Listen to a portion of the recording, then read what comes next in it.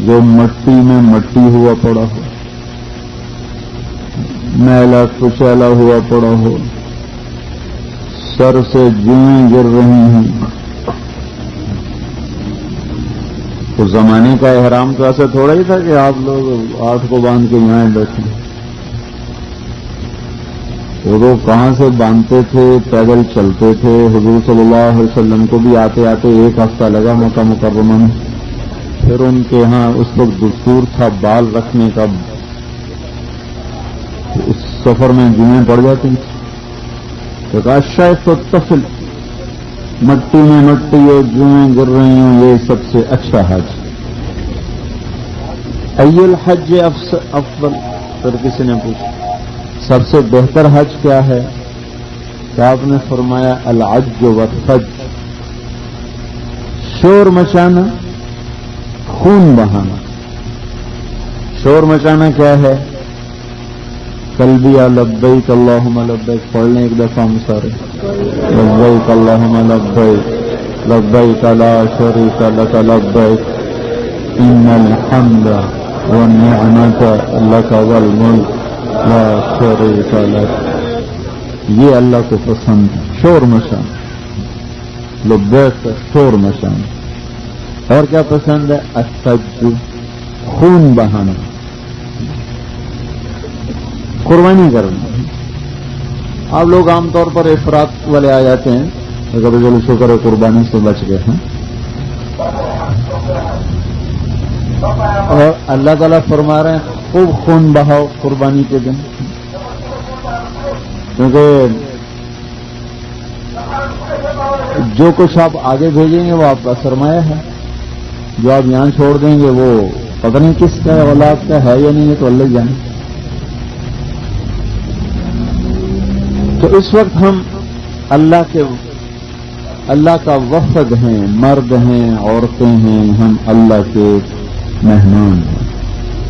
پھر یہ 3 جگہیں ہیں، ایک حرم، مطاف، ایک مینا، ایک جہاں کل انشاءاللہ اللہ لے جائے گا عرفہ. ان 3 جگہوں میں ہر نبی کا قدم پڑا ہوا ہے. آدم علیہ السلام سے لے کر ہمارے نبی تک کوئی ایک نبی بھی مستثنا نہیں، ہر نبی کا یہاں قدم لگا ہے. بنو اسرائیل کا قبلہ تو فلسطین تھا، بیت المقدس تھا، صرف نماز پڑھنے کے لیے تھا. حج یہاں آ کے کرتے تھے. بنو اسرائیل کے نبیوں کا حج بھی یہیں تھا.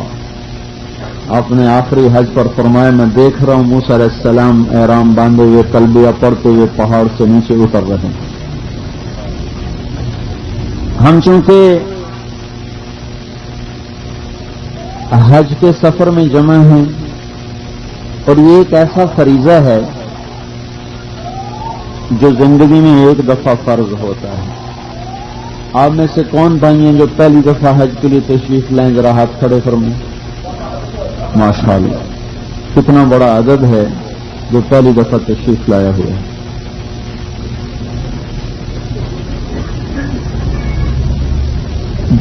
جتنے فرائض ہیں وہ بار بار آتے رہتے ہیں.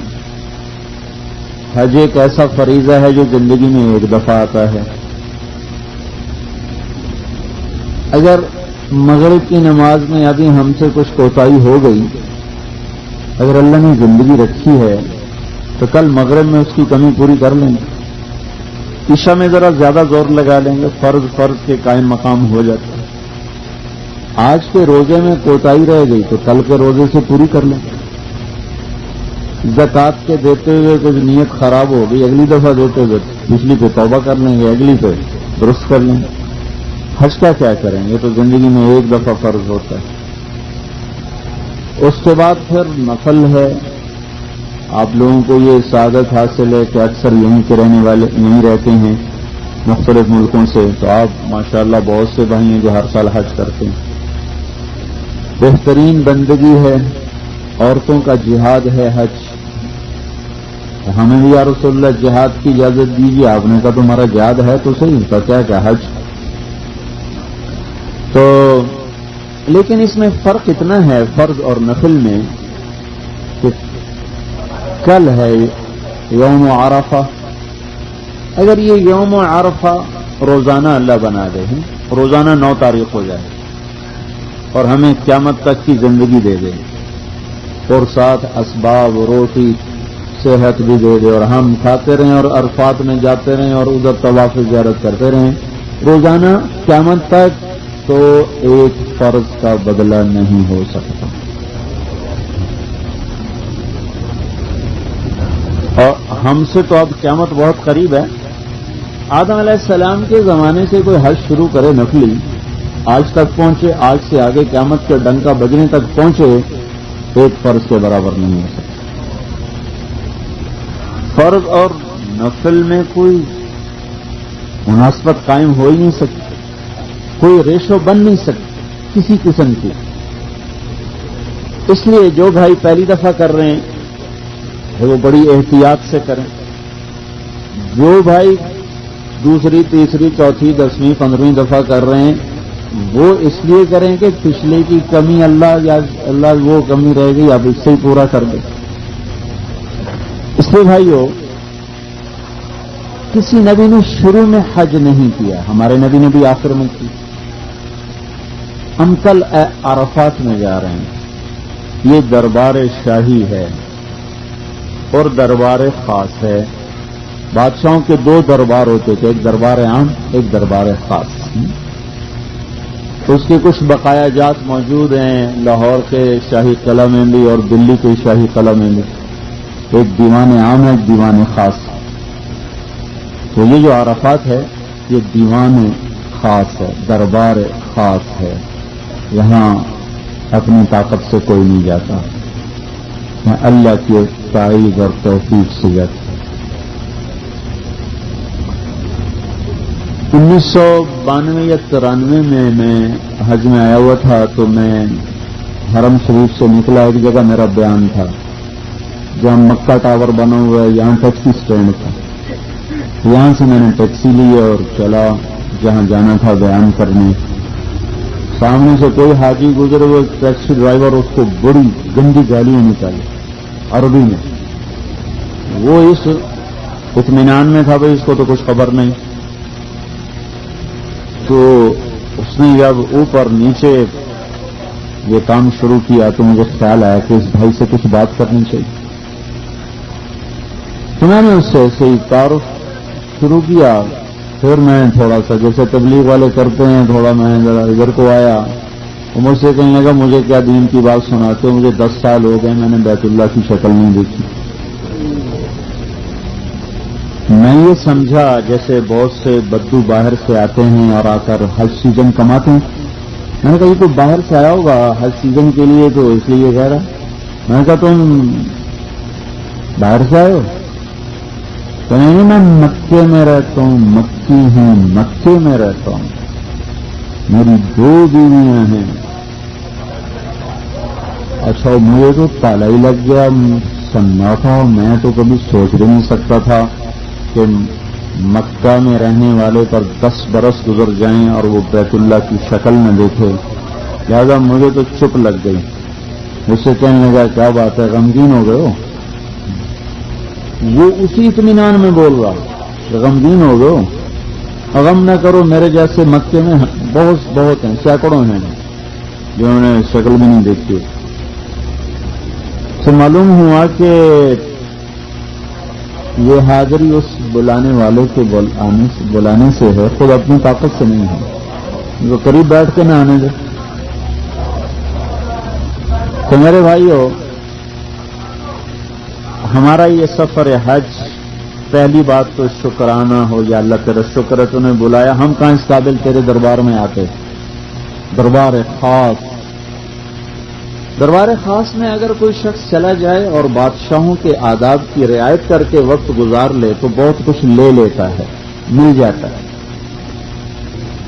اور اگر بے ادبی کرے تو اگلا بھی چلا جاتا ہے۔ میں ایک آدمی بادشاہ کو اپنے گھر میں بیٹھ کے گالیاں نکالے تو کون سن رہا ہے، لیکن وہ شاہی دربار میں جا کر بادشاہ سے تو میں نے شروع کر دے تو یقیناً اب تو گرفت بڑی سخت ہوگی۔ تو ہم کل اللہ پاک کے خاص دربار میں پہنچ رہے ہیں جہاں 1,24,000 نبیوں کے آنسو تپتے ہوئے ہیں. اس دھرتی نے ایسے مقدس آنسو کیے ہیں، کل یہ ہمارے گندے قدموں سے تھر تھرائے. اور پھر دنیا کا ہر مقرب بڑے سے بڑا بندہ اور بندی اس نے یہاں سر جھکایا ہے اور یہاں اس زمین کو اپنے مقدس آنسوؤں سے پانی پلایا ہے. تو اس وادی میں غفلت سے جانا، مدہوشی میں جانا، یہ بہت بڑی نادانی ہے، بہت بڑی غفلت ہے اور بہت بڑے نقصان کی بات. ان پہاڑوں نے، پہاڑ تو ویسے ہی کھڑے نا، باقی تو بہت کچھ بدل گیا. پہاڑ تو جبل رحمت تو ویسے ہی کھڑا ہے. دائیں بائیں کے پہاڑوں نے اپنی تکوینی آنکھوں سے دیکھا لوگوں کو یہاں تڑپتے ہوئے بھی، مرتے ہوئے بھی، مچلتے ہوئے بھی، اور اس کی یاد میں آہیں بھرتے ہوئے، بے قرار ہوتے ہوئے، اور مرغ بسمل کی طرح انہوں نے یہاں لوگوں کو، بندوں کو، بندیوں کو دیکھا ہے ماہی دیاب کی طرح کہ کس طرح اس وادی میں مردوں اور عورتوں نے اللہ کی محبت میں اپنے کلیجے نکال کے دکھا دیے اللہ کو. اب اس وادی میں ہمارے جیسے نادان غافل جا رہے ہیں. بھائی ابھی سے سنبھل کر، ابھی سے دعاؤں میں لگیں کہ یا اللہ تیرے دربار میں آ رہے ہیں، ہم اس قابل ہی نہیں، نہ ہمیں آداب، نہ سلیقہ، نہ طریقہ. تو نے بلایا، ہماری کمی کو کرنے سے پہلے یا اللہ معاف کر. باقی بھائی چونکہ یہ سفر حج ہے اور ہمارے نبی نے حج کیا، تو میں یہ چاہوں گا کہ جیسے پچھلے سال بھی میں نے کچھ تھوڑا حج کے بارے میں بتایا تھا کہ ہمارے نبی پاک صلی اللہ تبارک و تعالی علیہ وسلم نے کیسے حج کیا، تو اس میں سارے وہ جو کرنا ہے وہ بھی آتا جائے گا اور حضور پاک صلی اللہ علیہ وسلم کی ترتیب بھی آتی جائے گی. تو زیادہ پوچھنے کی بھی ضرورت نہیں پڑے گی. اور اب جو آپ یہاں لوگ ہیں، ہم لوگ تو تقریباً سارے زیادہ ہم سے زیادہ مسائل آپ کو یاد ہوتے ہیں.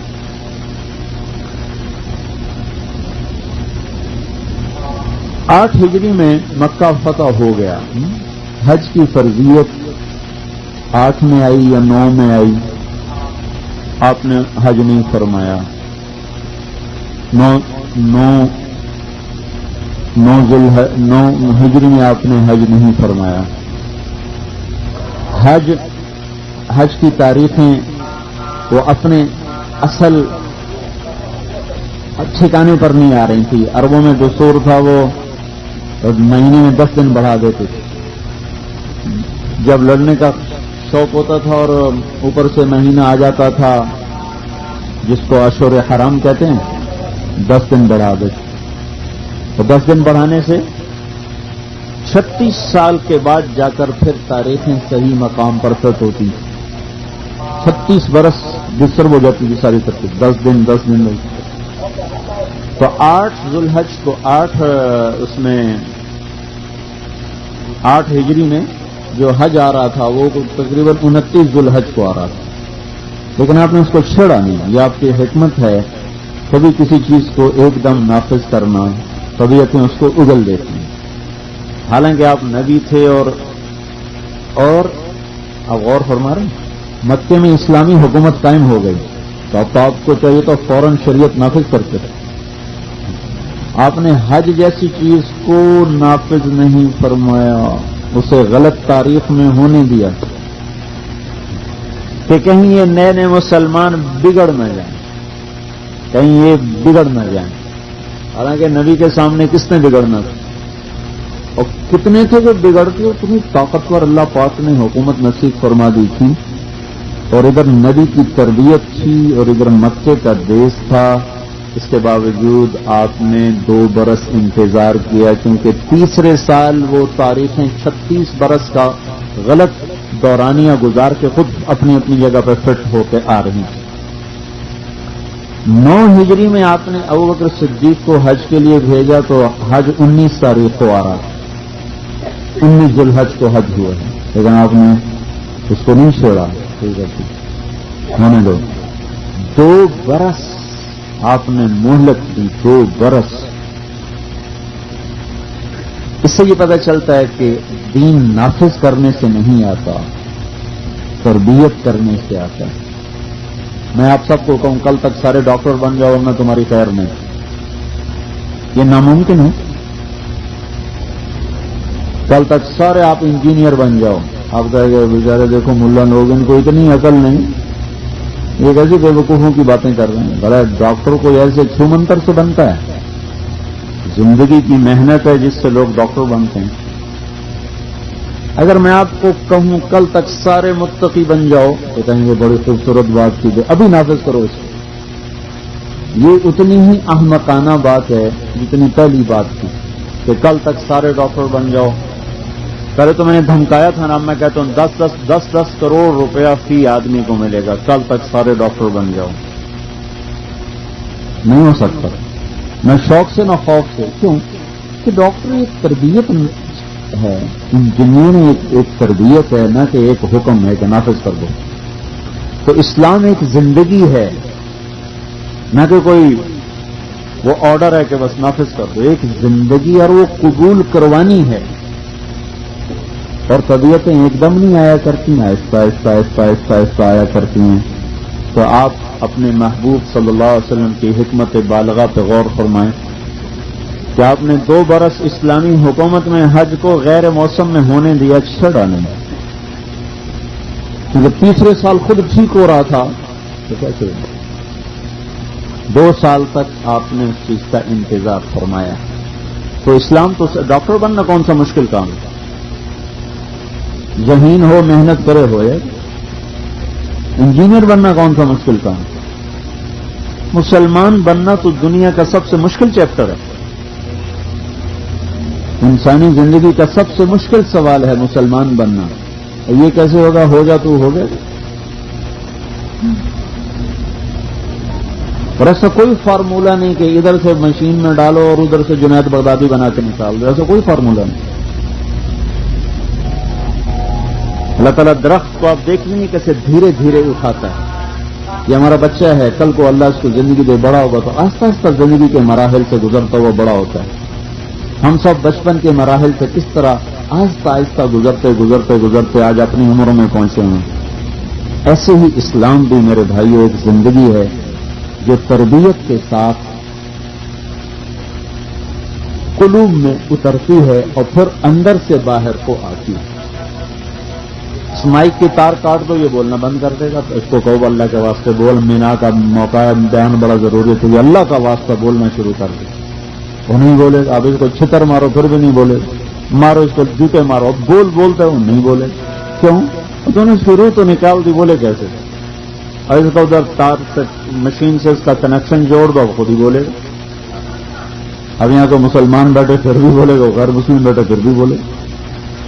تو روحوں کو اللہ سے جوڑ دیا جائے پھر خود وہ خود کام چلے گا. اور روح اللہ سے متاثر نہیں، روح اللہ کے رسول سے متاثر نہیں. ہم کہتے تو ہو جا، محنت کرے گا تو ہو جائے. ایک دم ہونے کی چیز نہیں. یہ ایک بیچ میں بات آ گئی.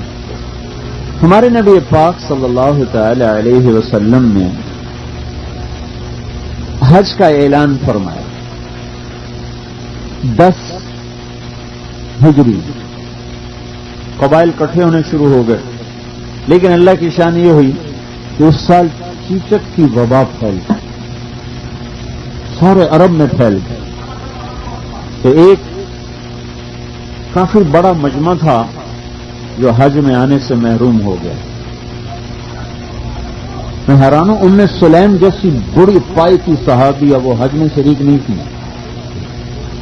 جب آپ مدینے پہنچے تو آپ نے گلے کہ ام سلیم تو نے ہمارے ساتھ حج نہیں کیا.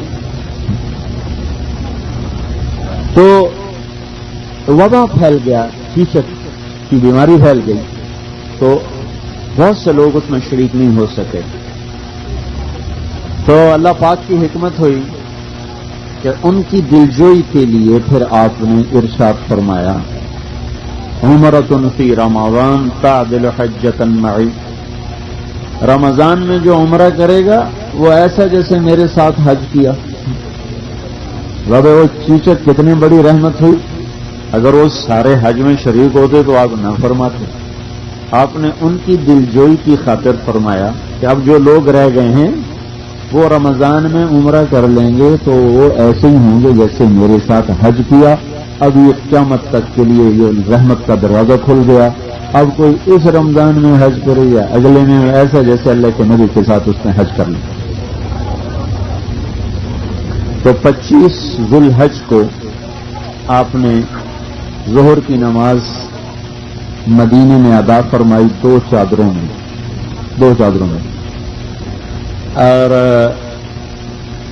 مدینے پر ابو دجانہ سماک بن خرشنہ رضی اللہ تعالی عنہ کو آپ نے مدینے کا قائم مقام امیر بنایا اور آپ نے ہفتہ 25 ذو الحج آپ نے ذوالحلیفہ کی وادی میں آ کے قیام فرمایا. آپ کے ساتھ اس وقت میں 12,000 مرد عورتوں کا مجمع. یہاں حضرت اسماء بنت ام امیس رضی اللہ تعالی عنہ کا بیٹا پیدا ہوا. تو آپ نے فرمایا کہ یہ عمرہ نہیں کرے گی، باقی حج کے اعمال سارے کرے گی، حرم میں داخل نہیں ہو. اور یہاں آپ نے عصر پڑھی، مغرب پڑھی، عشاء پڑھی، فجر پڑھی، ظہر پڑھی. فجر کی نماز کے بعد آپ نے غسل فرمایا اور یمن کے کا ایک گاؤں ہے سہارا، اس سے کپڑا تھا، اس کی 2 چادریں آپ نے بطور احرام استعمال فرمائی. اور یہاں پہنچ کر ذوالحلیفہ میں آپ نے نماز قصر پڑھی اور ظہر کی نماز کے بعد آپ اونٹنی پر سوار ہوئے. جب آپ کی اونٹنی کھڑی ہوئی تو آپ نے کہا لبیک اللہم لبیک. آپ نے حج کا تلبیہ پڑھا، لبیک حجۃ اللہم لبیک. اس پر امام مالک اور امام شافعی فرماتے ہیں کہ حج افراد افضل ہے. کہ آپ نے تو حج کا ہی تلبیہ پڑھا. جبریل آئے کہ یا رسول اللہ تعالیٰ فرما رہے ہیں عمرے کو بیچ میں شامل فرمائیں. عربوں میں دستور تھا حج کے مہینے میں عمرہ نہیں کرتے تھے، اس چیز کو توڑنا تھا. تو پھر آپ نے ساتھ پھر عمرے کو بھی اور حج کو بھی شامل کر کے پھر تلبیہ پڑھا. اس پر ابو حنیفہ رحمۃ اللہ علیہ کے نزدیک قرآن افضل ہے.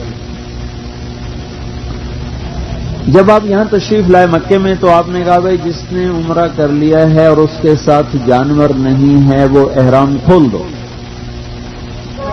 یا رسول اللہ آپ تو کھول نہیں رہے، ہم کیوں کھولیں؟ آپ نے کہا میرے ساتھ جانور ہے، میں اس لیے نہیں کھول رہا. اگر اگلے سال مجھے اللہ نے توفیق دی تو پھر میں جانور نہیں لاؤں گا، میں بھی احرام کھولوں گا. اس حدیث کی بنیاد پر امام احمد بن حنبل فرماتے ہیں کہ تمتع افضل ہے. اب ہر ایک جو وجہت النظر جسے کہتے ہیں، جو پوائنٹ آف ویو جسے کہتے ہیں، تو وجہت النظر ہر ایک کی الگ الگ. سب کو اجر ملا، سب نے حدیث سے استدلال کیا اور کسی نے قرآن کو افضل کہا، کسی نے افراد کو افضل کہا، کسی نے تمتع کو افضل کہا، سب کی. تو آپ اپنے ساتھ اونٹ لے کے بھی چلے تھے. تو جندب بن جنادہ الاسلمی رضی اللہ تعالی عنہ کو آپ نے اونٹوں کا نگران بنایا ہوا.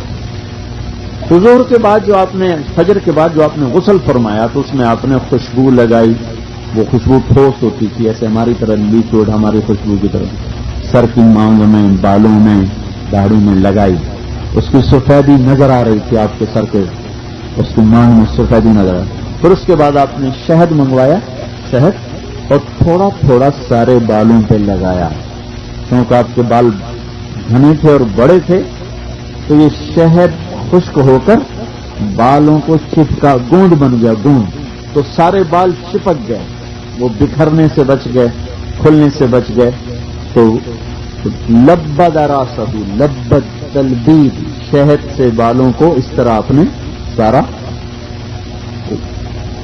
باندھ دیا، گوندھ گئے اس کے اندر جیسے گوند لگ جاتی۔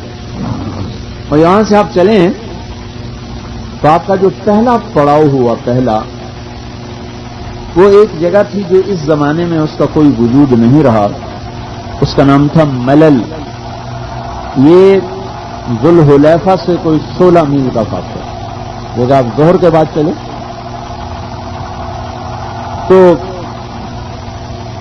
سفر لیٹ شروع ہوا تو تقریباً یہ 16 میل کا سفر طے کیا گیا، اور وہاں ملل میں آپ کا قیام ہوا۔ وہاں آپ نے اپنے پاؤں پر وہ سینگیاں لگوائیں جس کو عربی میں احتجام اور حجامہ کہتے ہیں۔ ہمارا حجام تو اور ہوتا ہے نا، پر موڑنے والا، تو عربی میں حجامت وہ جو جس کو ہم سینگیاں لگوانا کہتے ہیں، آپ لوگ کو سمجھتے ہوں گے جو یہاں رہتے ہیں، احتجام۔ تو یہاں پاؤں کے اوپر آپ نے حجم کروایا۔ اس کے بعد آپ چلیں تو آپ کا دوسرا پڑاؤ روحا ایک جگہ آتی ہے بدر کے راستے میں، جو سڑک وہ اسی نام سے آج بھی موجود، وہاں کنواں بھی ہے، ساتھ مسجد ہے، غالباً آپ کا خیمہ اس مسجد کی جگہ پر تھا۔ اور یہ وہ جگہ جہاں 70 نبیوں نے قیام کیا، مکہ جاتے ہوئے حج کے لیے 70 نبیوں نے اس وادی میں قیام فرمایا، روحا۔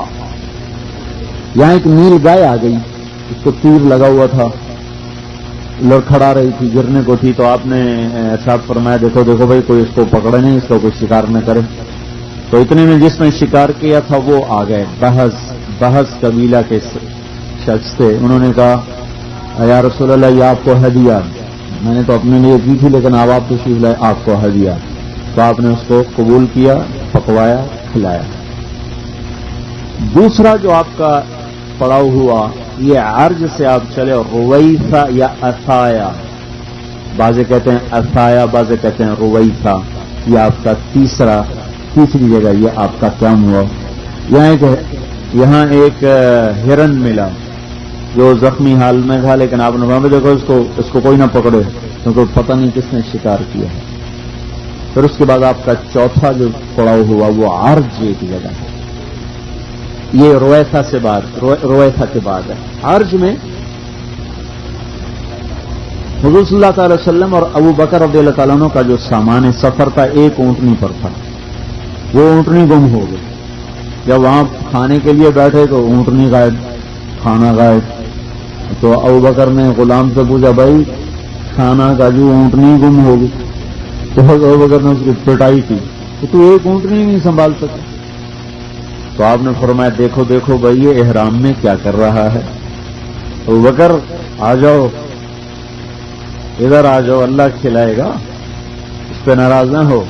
اور اتنے میں بات پھیل گئی کہ حضور کی اونٹنی گم ہو گئی، تو آل و فضالہ اسلمی جو تھے قبیلہ آل و فضالہ وہ بھاگ کے لائے کھانا، فیس۔ آپ نے کہا ابو بکر آ جاؤ آ جاؤ، ہمارے کھانے سے بڑھیا کھانا آ گیا۔ تو اس میں حضرت اسماء اور حضرت عائشہ، ابو بکر اور حضور صلی اللہ علیہ وسلم یہ چاروں اس میں شریک۔ تو اتنے میں صفوان بن معطل رضی اللہ تعالیٰ عنہ قافلے کے پیچھے چلتے تھے، جو چیز گم ہو جائے اس کو ساتھ لیتے ہیں، تو وہ پیچھے آ رہے تھے تو اونٹنی ان کو مل گئی، تو انہوں نے اس کو پکڑ کے لائے۔ اتنے میں حضرت قیس بن سعد کو پتہ چلا کہ حضور کی اونٹنی گم ہو گئی، تو اپنے باپ کو لے کر اونٹنی سامان سے بھر کر لے کر پہنچے، تو کہا یا رسول اللہ یہ ہماری طرف سے ہدیہ، آپ نے فرمایا اللہ نے ہماری اونٹنی ہمیں ملوا دی۔ تو ابو بکر نے دیکھا کہ سامان تو پورا ہے، تو ایک پیالہ اس میں کوئی نہیں، پیالہ کہاں ہے؟ تو غلام نے کہا پیالہ پہلے میرے پاس تھا، میں نے اپنے پاس رکھا ہوں۔ تو یہ آپ کا عرج کا قیام ہے۔ اس کے بعد آپ چلے تو ابوا پہنچے، آپ کی والدہ ماجدہ کی جہاں قبر ہے، آپ نے وہاں وادی ابوا میں آپ نے وہاں قیام فرمایا۔ یہاں صاحب بن جسامہ رضی اللہ تعالیٰ عنہ آپ کے لیے نیل گائے شکار کر کے لائے۔ یہ آپ نے قبول نہیں فرمائی کہ نہیں بھائی ہم احرام میں ہیں، پہلی قبول فرمائی، اس کو رد فرمایا۔ وجہ اس کی یہ تھی کہ پہلی کو جس نے شکار کیا تھا اس نے اپنے لیے کیا تھا، وہ پتہ ہی نہیں تھا اللہ کے نبی کی آمد ہے۔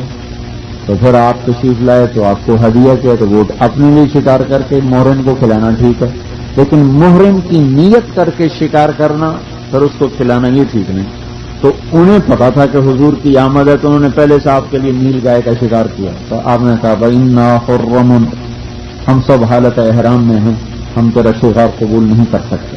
ابوا. پھر ابوا سے آپ چلے اور آپ نے آ کر قیام فرمایا عصفان میں، وادی عصفان. آپ نے کہا ابوبکر یہ کون سی وادی ہے؟ کہا یا رسول یہ عصفان ہے. کہا اچھا، یہاں میں دیکھ رہا ہوں صالح اور ہود اونٹنی پہ جا رہے ہیں بیت اللہ کا حج کرنے کے لیے.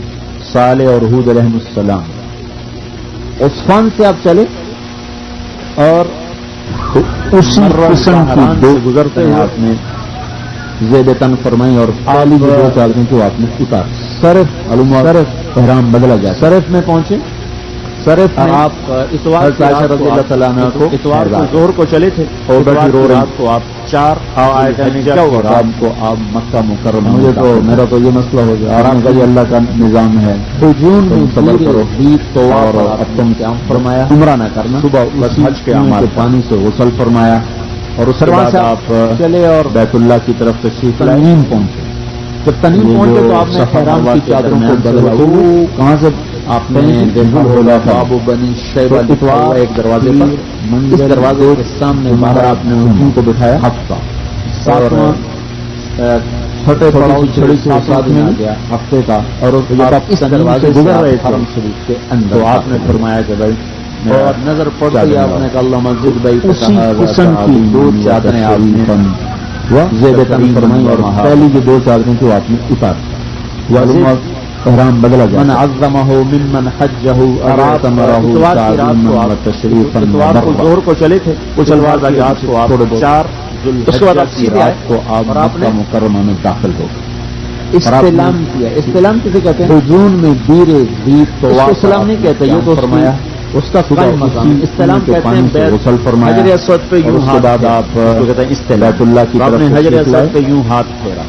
یہ جو اس کے بعد مروہ کے درمیان سے ہوتے ہوئے اور اس کے بعد آپ نے دیکھا ہوگا بابو بنی شیبہ لکھا ہوا ایک دروازے پر. اس دروازے کو یا رسول اللہ یہ رونا کیسا؟ اور یہ جگہ آنسو بہانے کی چھوٹی سی چھڑی کو ساتھ میں تسکب العبرا. اور آپ اس دروازے سے آپ حرم شریف کے اندر داخل ہوئے. نظر پڑتے ہی آپ نے کہا مسجد بھائی تعظیما وتشریفا وتکریما ومحابا. الٹائے جاتے ہیں وڑے جاتے ہیں. من عظمہ ممن حجہ واعتمرہ تعظیما وتشریفا وبرا. اس کے بعد پھر نہ اس کے بعد آپ سیدھے آئے اور آپ نے نہ اس کا اپنے ایسے دونوں استلام کسے کہتے ہیں؟ آپ بس اسی سے استلام کرتے ہیں. اس میں قائم مقام ہے. استلام کہتے ہیں حجر اسود پہ یوں ہاتھ پر کہتے ہیں چھڑی کو چھو. آپ نے حجر اسود پہ یوں ہاتھ پہ حضرت عمر سے فرمایا تم اس کے بعد آدمی ہے حجر اسود پہ جھگڑا نہ کر. اور اس کے بعد آپ نے جو جگہ ملے تو لینا نہیں تو جھگڑا نہ کرنا. معلوم ہوا کہ حضرت عمر نے یا رسول اللہ یہ رونا کیسا؟ بہت ہی نازنین. آپ نے کہا یہ جگہ آنسو اور خاص طور پر عورتوں کی طرف سے وہاں جانا قبول اس سے بھی حد درجے آنسو غیر مرد کے ساتھ سے اپنے فرض باہر عورتوں کا ٹکرانا یا حرام کے درجے تک ہے. پورا گھوڑا وہاں صرف ایک سنت کی ادائیگی میں اتنا بڑا فرض وہاں ڈولے جاتا ہے مردوں سے بھی عورتوں سے. پھر اس کے بعد مسلمان کو عذاب پہنچانا حرام ہے. وہاں ایسے لڑ رہے ہوتے ہیں اور یہ ساری اس کے بعد اس کو چوما تو اس میں دونوں ہاتھ دوران تمام کیا بلکہ آپ محسوس ہوئی اپنے پانی سے استلام کرتے رہے. وہ جو چھڑی آپ کے ہاتھ میں پیش کیا چلتے چلتے اس سے آدمی فرماتے ہیں بسم اللہ. اس کے بعد آپ نے مقام ابراہیم پر آ کر چھڑی کو لیا کافرون اور قل هو اللہ کے ساتھ. عمر سے فرمایا تو مضبوط آدمی ہے حجر اسود پہ جھگڑا نہ کر رہے ہیں اور کے لیے تو جھگڑا نہ کر. بوسا لیا. معلوم ہوا کہ حجر اسود پر بوسا لیا کم پہل ہے بہت ہی نازنین ہے. استلام کیا عورتوں کی طرف سے وہاں پورا تھا نا پتھر آپ کو ٹکڑی حد درجے ایسے ہاتھ پھیر کے پھر آپ نے اپنے چہرے پر ہاتھ کے ساتھ اپنے آپ کو اور اس کے بعد صفا کی طرف مرد عورتوں کا بے وجہ اور میں ٹکرانا یا حرام کے ذریعے تک ہے. وہاں صرف ایک سنت کی ادائیگی فرمایا بڑا وہاں لا الہ الا اللہ وحدہ لا شریک لہ الملک وله الحمد وهو على كل شيء قدير. لا الہ الا اللہ وحدہ ایسے لڑ رہے ہوتے ہیں انجز وعدہ وحزم وحدہ اس کو آپ نے تو اس میں اس دھکم پہل سے بچنا چاہیے. پھر دوران طواف آپ کو پانی کی ضرورت مطاف کے اندر آپ سے کوئی دعا تو آپ پھول نہیں سے پانی پیش کیا گیا. آپ نے چلتے چلتے کھڑے ہو کر آپ نے پانی پیا. اس کے بعد آپ نے مقام ابراہیم یمانی اور حجر اسود سے کروں اور قل هو اللہ. اس کے علاوہ یہ جو ہمارے بھائی کاپیاں لے کے اور اس کے بعد پھر آپ دعائیں پڑھ رہے ہیں اور یہ حجر اسود کا آپ نے سے بوسہ لیا, کسی سنت سے ثابت نہیں. پھر بوسہ لیا چاہیے دعا, پھر بوسہ لیا, عمل نہیں. دراصل مانگنا استعلام کیا دونوں ہاتھ دعا مانگنے کا نام ہے. پورا تھا نا پتھر, اب تو 2-3 ٹکڑی وہ ایسے ہاتھ پھیر کے پھر آپ نے اپنے چہرے پر ہاتھ مانگنا اور پڑھنا, اور اس کے بعد آپ صفا کی طرف سے سیکھ لے گئے. مانگنا کسے کہتے ہیں؟ کسی فقیر کو غور سے دیکھیں آپ سے وہ کیسے قرار مانگنا. تلاوت فرمایا سبحان لا الہ الا اللہ وحدہ لا شریک له له الملک وله الحمد وهو على كل شيء قدیر. لا الہ الا اللہ وحدہ نصر عبدہ انجز وعدہ وهزم الاحزاب وحدہ. اللہ تعالیٰ کا ارشاد ہے من قرع علی بابی فلم افتح له. مطاف کے اندر آپ سے کوئی سألنی فلم اعطه. یہ کون ہے دعویٰ کرنے والا کہ میں نے اللہ کے دروازے پہ دستک دی اور اللہ نے کھولا نہیں؟ کون کہتا ہے؟ کون کہتا ہے میں نے اللہ سے مانگا اور اللہ نے مجھے دیا نہیں؟ اتنی جلال میں اللہ کہہ رہے ہیں. تو ہم تو روز مانگتے ہیں. نہیں ہم مانگتے نہیں, ہم پڑھتے ہیں. ہم دعائیں پڑھتے ہیں, دعائیں مانگتے نہیں. مانگنے پڑھنے میں تو بہت فرق ہے. اسے میں نے کہا کسی فقیر کو غور سے دیکھیں وہ کیسے مانگتا ہے, تو آپ کو اندازہ ہوگا کہ مانگنا کسے کہتے ہیں. تو یہ جو کاپیاں اور وہ چھوٹے چھوٹے پمفلٹ لے کے پھرنا ہے, یہ مقصد سے بہت ہٹی ہوئی چیز. تو طواف تو ہے اللہ کی محبت میں ڈوب کر اس کے گھر کا پھیرے لگانے. اور کوئی بھاگ رہا ہوتا ہے, کوئی دوڑ رہا ہوتا ہے, کوئی دھکے دے رہا ہوتا ہے کہ جلدی میرے 7 چکر پورے ہو جائیں. بیت اللہ بھی دیکھ دیکھ کے حیران ہوتا ہوگا یہ کن نادانوں سے مجھے پالا پڑ گیا. یا یہاں وہ قدم تھے جو دھرتی پہ آتے تھے تو سر سے لے کر پاؤں تک تھرا جاتے تھے, اور یا یہ ہے کہ بھاگ رہے ہیں کہ میرا طواف پورا ہو جائے. دھکے دے رہے ادھر ادھر ٹکرا رہے. پھر آج کل بے پردگی ہے, نظروں کی حفاظت نہیں ہو رہی ہے. عورتوں کو بھی کچھ خبر نہیں ہے کہ پردہ کیا ہے, مردوں کو خبر نہیں نظر کیسے جھکانی ہے. ہوائی طواف تو کہتے ہیں اللہ کی محبت میں ڈوب کر اللہ کے. دیکھو بیت اللہ ایک علامتی چیز ہے, بیت اللہ ایک علامتی چیز ہے. ہم کوئی بیت اللہ کا طواف نہیں کر رہے, ہم تو اللہ کا طواف کر رہے ہیں. اللہ کی محبت میں اس کا حکم ہے اس کے گرد چکر لگاؤ. اگر یہ جگہ بیت اللہ اس عمارت کا نام نہیں ہے, اس فضا کا نام ہے. اس فضا سے اگر بیت اللہ ہٹا دیا جائے تو بھی یہ بیت اللہ, چورا پتھر اٹھا دیا جائے تو بھی یہ بیت اللہ. جنید بغدادی رحمت اللہ کہنے لگے ایک رات مجھے خیال آیا کہ میں رات کو جا کے طواف کروں, رش بھی نہیں ہوگا, مطاف بھی خالی ہوگا, تو بڑے سکون سے طواف ہوگا. طواف کر رہے تو ایک لڑکی طواف کر رہی ہے اور شعر پڑھ رہے اب الحب ان یخفا وکم قد قتمتہ فاصبح عندی قد اناق وطنبا. میں نے تو بتھیرا محبت سے جان چھڑائی پر اس نے تو میرے دل میں خیمے گاڑ دیے, شعبیں گاڑ دی. کہنے لگے میں نے کہا یہ کون سی لڑکی ہے جو ایسے فضول شعر یہاں پڑھ رہی؟ میں کہا لڑکی تجھے احساس نہیں, تو کہاں پھر رہی ہے؟ تو اس نے اندھیرے میں ہی کہا جنید کس کا طواف, ان کو کرنٹ لگا ہے. جنید میرا نام کیا جان, جنید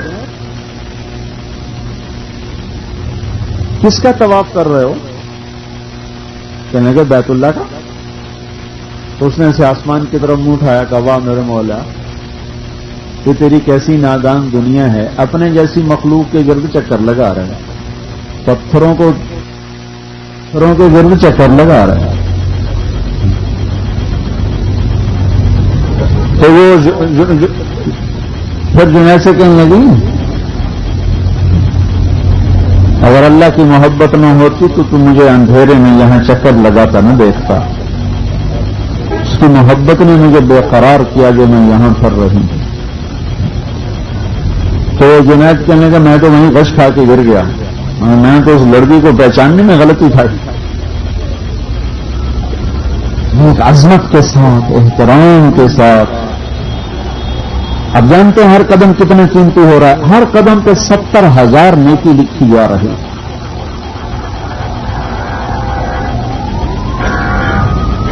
تو خیر آپ نے پھر صفا سے دعا مانگی، پھر مروہ تشریف لے گئے جہاں وہ نیلین اخضرین آتے ہیں. وہاں تیزی سے دوڑے، اتنا تیز دوڑے کہ آپ کا تہمد ایسے گول چکر میں گھوم رہا تھا.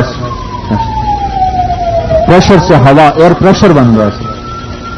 لا يقطع الابتع الا شد. تو یہ جگہ تو بھاگ کر، بلکہ بہت بھاگ کر اسے کیا جاتا ہے عبور. عورتوں کے لیے بھاگنا نہیں، مردوں کے لیے. پھر آپ مروہ پہ گئے، دعا مانگی. صفا پہ دعا مانگی، مروہ پہ دعا مانگی. 7 چکر پورے فرمائے. پھر آپ نے اعلان کیا جس جس کے پاس سواری نہیں وہ اپنا احرام، جس کے پاس جانور قربانی کے لیے اپنا احرام کھول دیں. صحابہ نے کہا یا رسول اللہ آپ تو کھول نہیں رہے، ہم کیسے کھولیں؟ آپ نے کہا میں سواری لایا ہوں. یہ میں نے پہلے حدیث آپ کو بتا دوں. میں جانور لایا ہوں قربانی کا، میں نہ لاتا تو میں بھی تمہارے ساتھ کھول دیتا. تو حضرت علی رضی اللہ تعالیٰ نے پہنچے یمن سے. ان کو آپ نے بھیجا ہوا تھا قبیلہ ہمدان کی پر محنت کرنے کے لیے. آگے حضرت فاطمہ کو دیکھا نہا دھو سرما لگائے خوشبو لگائے بیٹھی، تو ان کو ایک دم غصہ چڑھ گیا. لوگوں نے رام باندھے تو بنی چھنی بیٹھی ہوئی ہے. وہ کہنے کہ میں خود تھوڑا ہی ہوں، مجھے تو اللہ کے نبی نے کہا. تو ان کو حضرت فاطمہ کی بات پہ اعتبار نہیں آیا. وہ آئے حضور کے پاس اسی جوش میں، یہ فاطمہ نہائی دھوئی بیٹھی ہے. وہ کہہ رہی آپ نے کہا. صاحب نے دیکھا غصے میں، آپ نے اسی طرح جواب دیا صدقت صدقت صدقت انا امرتها. 3 بار کا سچ کہہ رہی ہے، سچ کہہ رہی ہے، سچ کہہ رہی ہے، میں نے اسے کہا تھا احرام کھولنے کو. پھر آپ نے کہا تو نے کیا نیت کی تھی؟ کہا میں نے تو کہنے کے یا رسول اللہ میں نے تو کہا تھا یا اللہ جو میرے نبی کی نیت وہی میری نیت. آپ نے کہا پھر تو بھی حرام نہ کھول کے میرے ساتھ کیا. قرآن. اس کے بعد آپ وادی ابتا میں تشریف لائے، 4 دن قیام فرمایا. 7 تاریخ کو مکہ تشریف لے گئے، ظہر کی نماز پڑھی. ظہر کے بعد حج کی ترتیب بتائی ساری، آگے کیا کرنا ہے. پھر واپس تشریف لائے. ان 4 دن میں آپ آئے نہیں، وہیں رہے ابتا کی وادی میں. اور مجمع جب آپ چلے تھے تو 12,000 تھے، مکے پہنچتے پہنچتے کوئی 1 لاکھ تک پہنچ چکا تھا. اس کے بعد پھر آپ آج کی تاریخ میں آپ جمعرات کا دن تھا، اتوار پیر منگل جو 4 دن ہوا. جمعرات کو آپ یہاں تشریف لائے جہاں مسجد خیف ہے، جہاں گنبد بنا ہوا ہے، اس کے نیچے آپ کے لیے خیمہ لگایا گیا تھا چمڑے کا. اس میں آپ نے آ کر قیام فرمایا، 5 نمازیں پڑھی.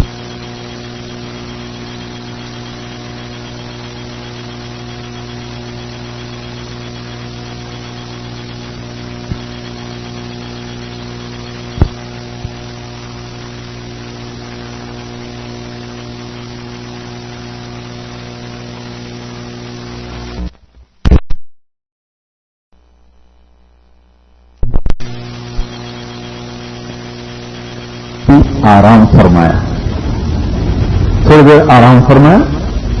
اس کے بعد پھر آپ نے پانی کا حکم دیا تو پانی آپ کے لیے رکھا گیا. پھر آپ نے غسل فرمایا. غسل کے بعد پھر آپ نے اونٹنی کو تیار کرنے کا حکم دیا تو آپ کی اونٹنی قصوا جس کو تیار کیا گیا اور آپ کے لیے لائی گئی. آپ اس پہ تشریف فرما ہوئے. پھر آپ نے سارا مجمع سامنے تھا اور آپ نے وہاں خطبہ دیا. میں خطبہ پھر بعد میں بتاتا ہوں، پہلے سارا سفر نامہ پہلے بتا دوں. آپ نے خطبہ دیا. اس کے بعد آپ نے ظہر اور عصر کی نماز اکٹھی پڑھی. جمعہ کا دن تھا لیکن آپ نے ظہر پڑھائی، عصر پڑھائی. اس کے بعد آپ تشریف لے گئے اونٹنی پر جبل رحمت جس کو ہم کہتے ہیں، اور بیت اللہ کی طرف منہ کر کے آپ نے کتنی دیر دعا مانگی؟ 5 گھنٹے. مہینہ کون سا تھا؟ اپریل کا. اپریل کا مہینہ. اپریل کی دھوپ یہاں کتنی تیز ہوتی ہے، نہ کوئی خیمہ اوپر، نہ کوئی سائبان، نہ کوئی اوپر چادر کا سایہ. اونٹنی جیسی بے آرام سواری پر 5 گھنٹے اس طرح آپ کے ہاتھ رہے. اس طرح کبھی کبھی بے قرار ہو کر وہ ہاتھ اس طرح اٹھ جاتے تھے، پورے ہاتھ ایسے بلند ہو جاتے آسمان کی طرف. یوں ہو جاتی. اور بیچ میں کبھی اونٹنی بدکنے لگتی تو آپ ایسے ایک ہاتھ سے اس کی لگام پکڑ لیتے اور ایک ہاتھ مسلسل اس طرح رہا تھا ایسے. یہ 5 گھنٹے میں ہاتھ یوں نہیں ہوئے تو کبھی ایسے ہو جاتے اس طرح سینے کے ساتھ لگا لیتے آ جاؤ. پھر کبھی ایسے کبھی ایسے کبھی ایسے کبھی ایسے کبھی ایسے اور کبھی اونٹ میں ڈب گئی تو اس کی لگام سنبھالی اور ایک ہاتھ کے اس طرح 5 گھنٹے مسلسل. کیا مانگتے رہے 5 گھنٹے میں؟ تفصیل تو اللہ ہی جانے. ہم تو مشکل سے 15 منٹ پورا کرتے ہیں تو ہمارا سارا اسٹاف ہی ختم ہو جاتا ہے. 5 گھنٹے اور سارا دن کچھ نہیں کھایا آپ نے, کچھ نہیں پیا. لوگوں میں چرچا ہوا روزہ ہے تو افطار ہے.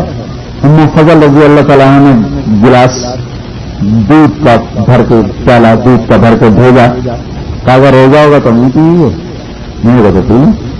تو پیش کیا جائے تو آپ نے وہ پی لیا تو سب کو پتا چلا کہ روزہ کوئی نہیں.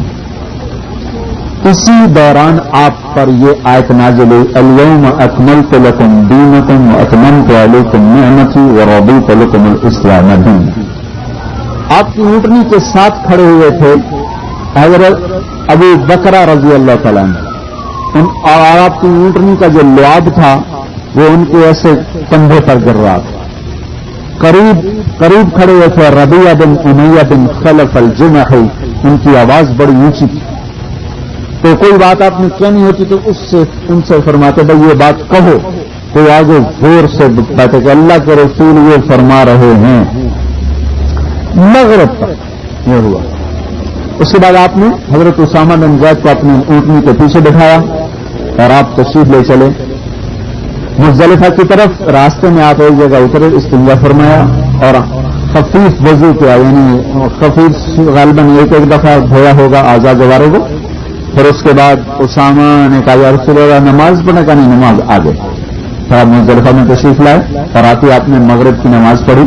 اس کے بعد آپ نے سامان اتروایا, سارا رکھوایا. پھر اس کے بعد آپ نے عشاء کی نماز پڑھی اسی پہلی اذان کے ساتھ 2 اقامت کے ساتھ.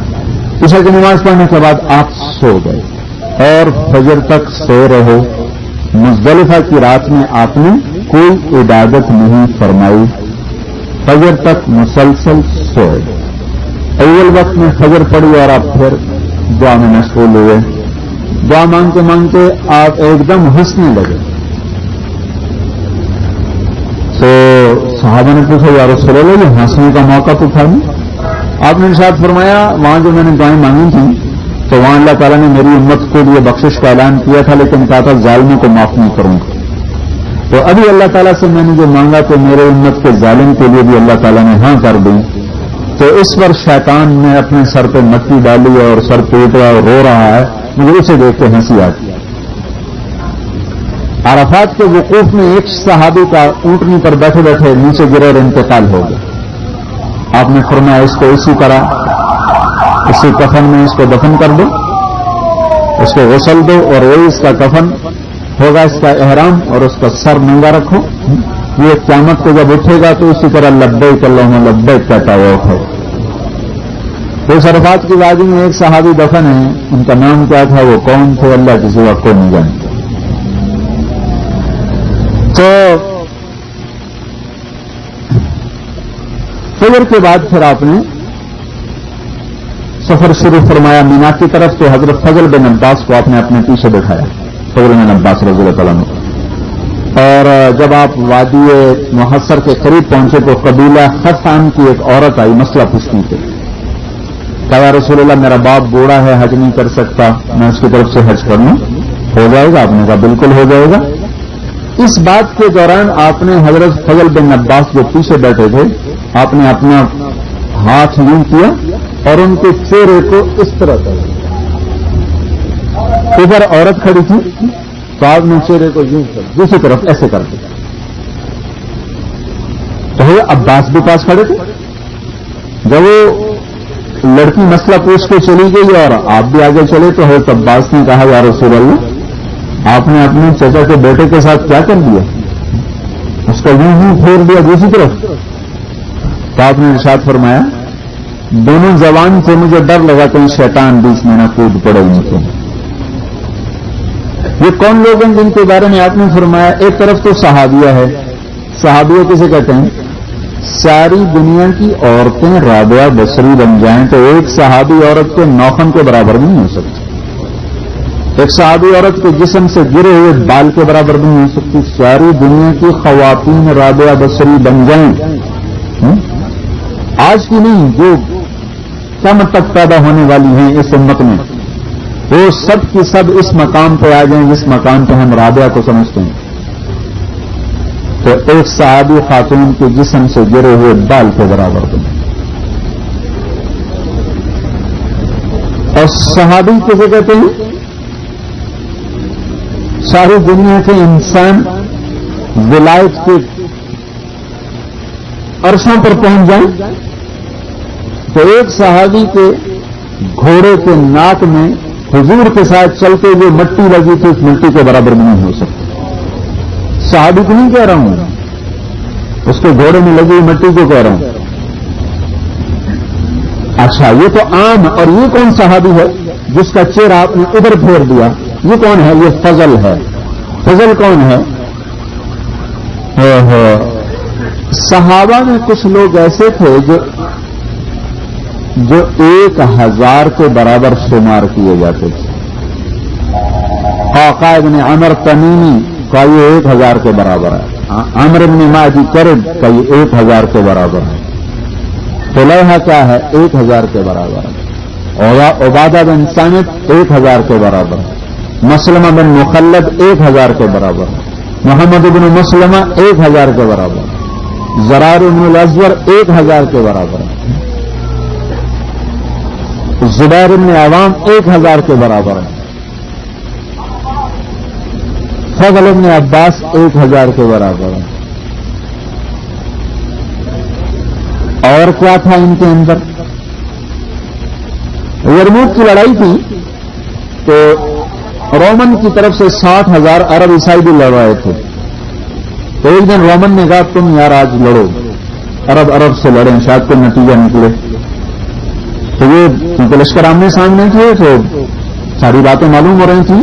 تو اس دن پتہ چلا کہ آج رومن 60,000 عیسائیوں کو آگے لا رہے ہیں.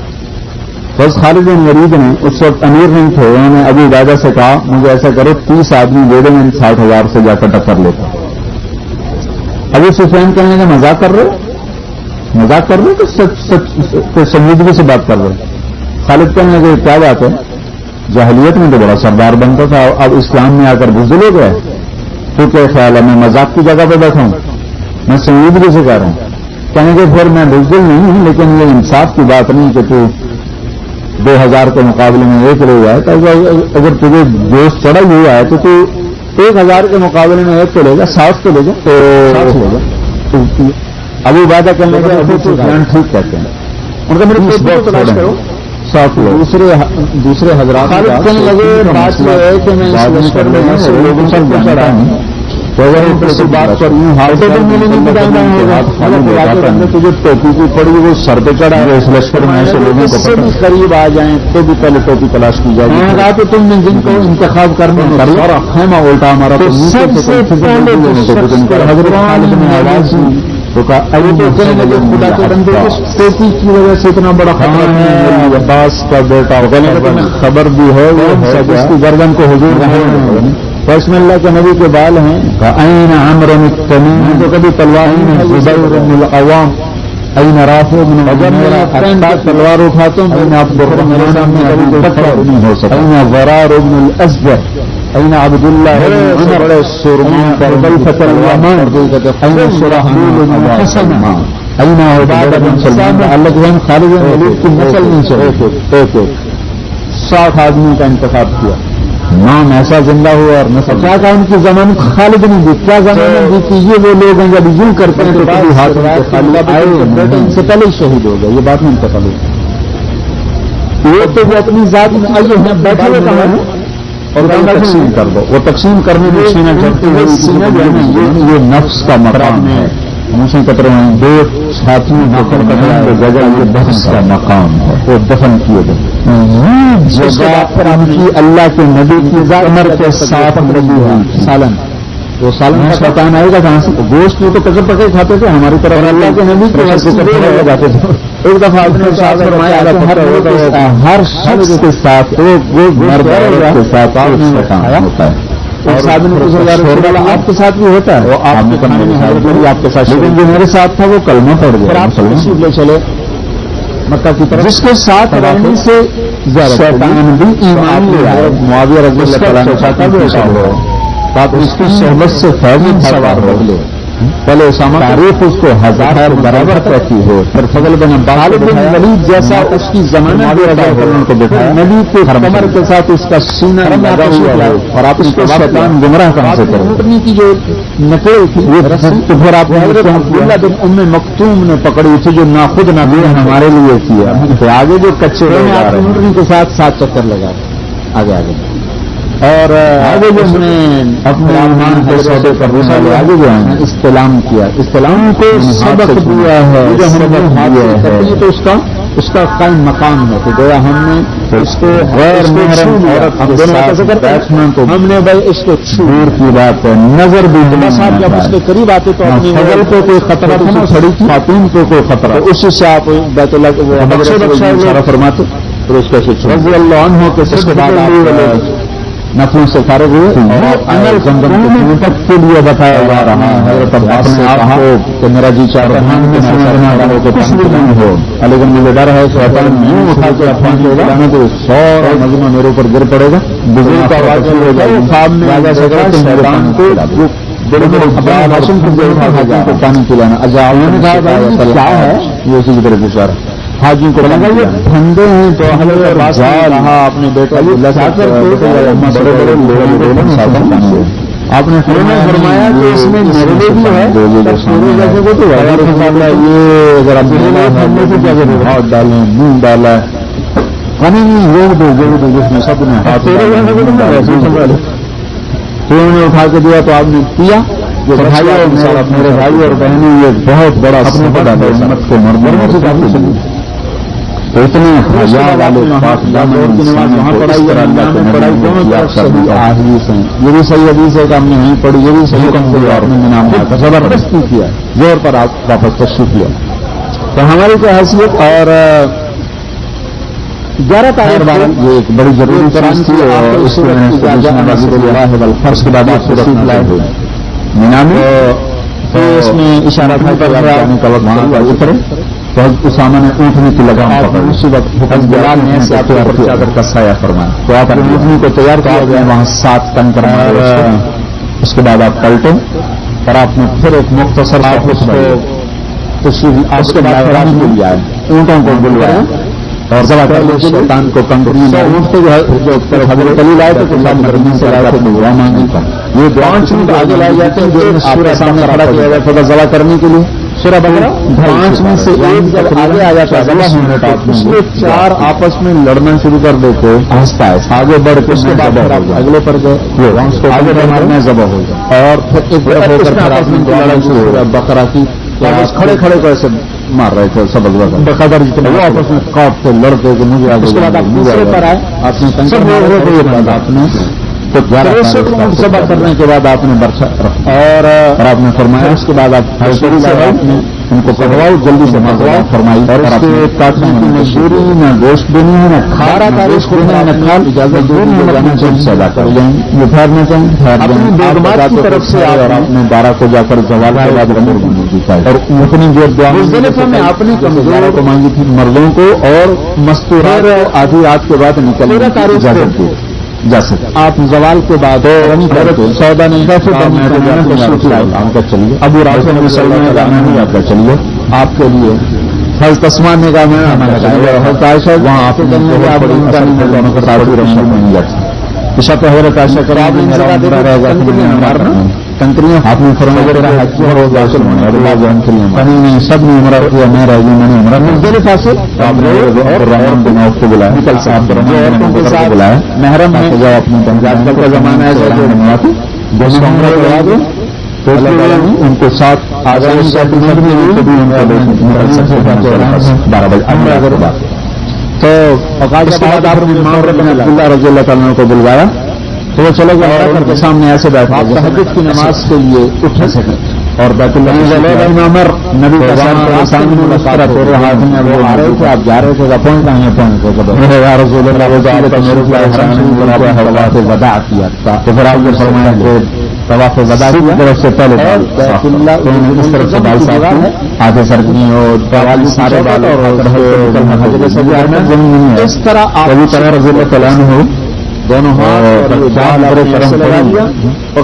پورے آدمی کو چپکا دیا اور چپتے رہے تو اور خالد بن ولید قریب کھڑے تھے انہوں نے پتہ نہیں منت کی یا انہوں نے پیشانی کے بال ان سے میں سلمہ رضی اللہ نے پوچھا تھا یار طواف ودا کا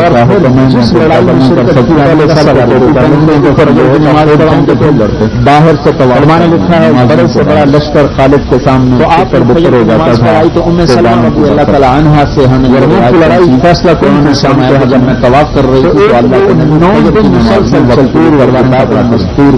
ایسا ہوا تو رومیوں نے ہمیں کر دی اور مسلمانوں کو ڈالتے ہوئے قریب آ گئے فرمائے نماز پڑھنے کے بعد ٹوپی کا تشریف لائے ٹوپی کو تلاش کرو اور آپ نے تو دوسرے حج کا نظارہ بجایا یعنی چلو اور اپنے ساتھ زمزم لیا اور جو قربانی کا گوشت تھا وہ بھی ساتھ لیا ذوالحلیفہ تک وہی گوشت چلتا رہا راستے میں سارے وہ پکتا رہا اور کھاتے رہے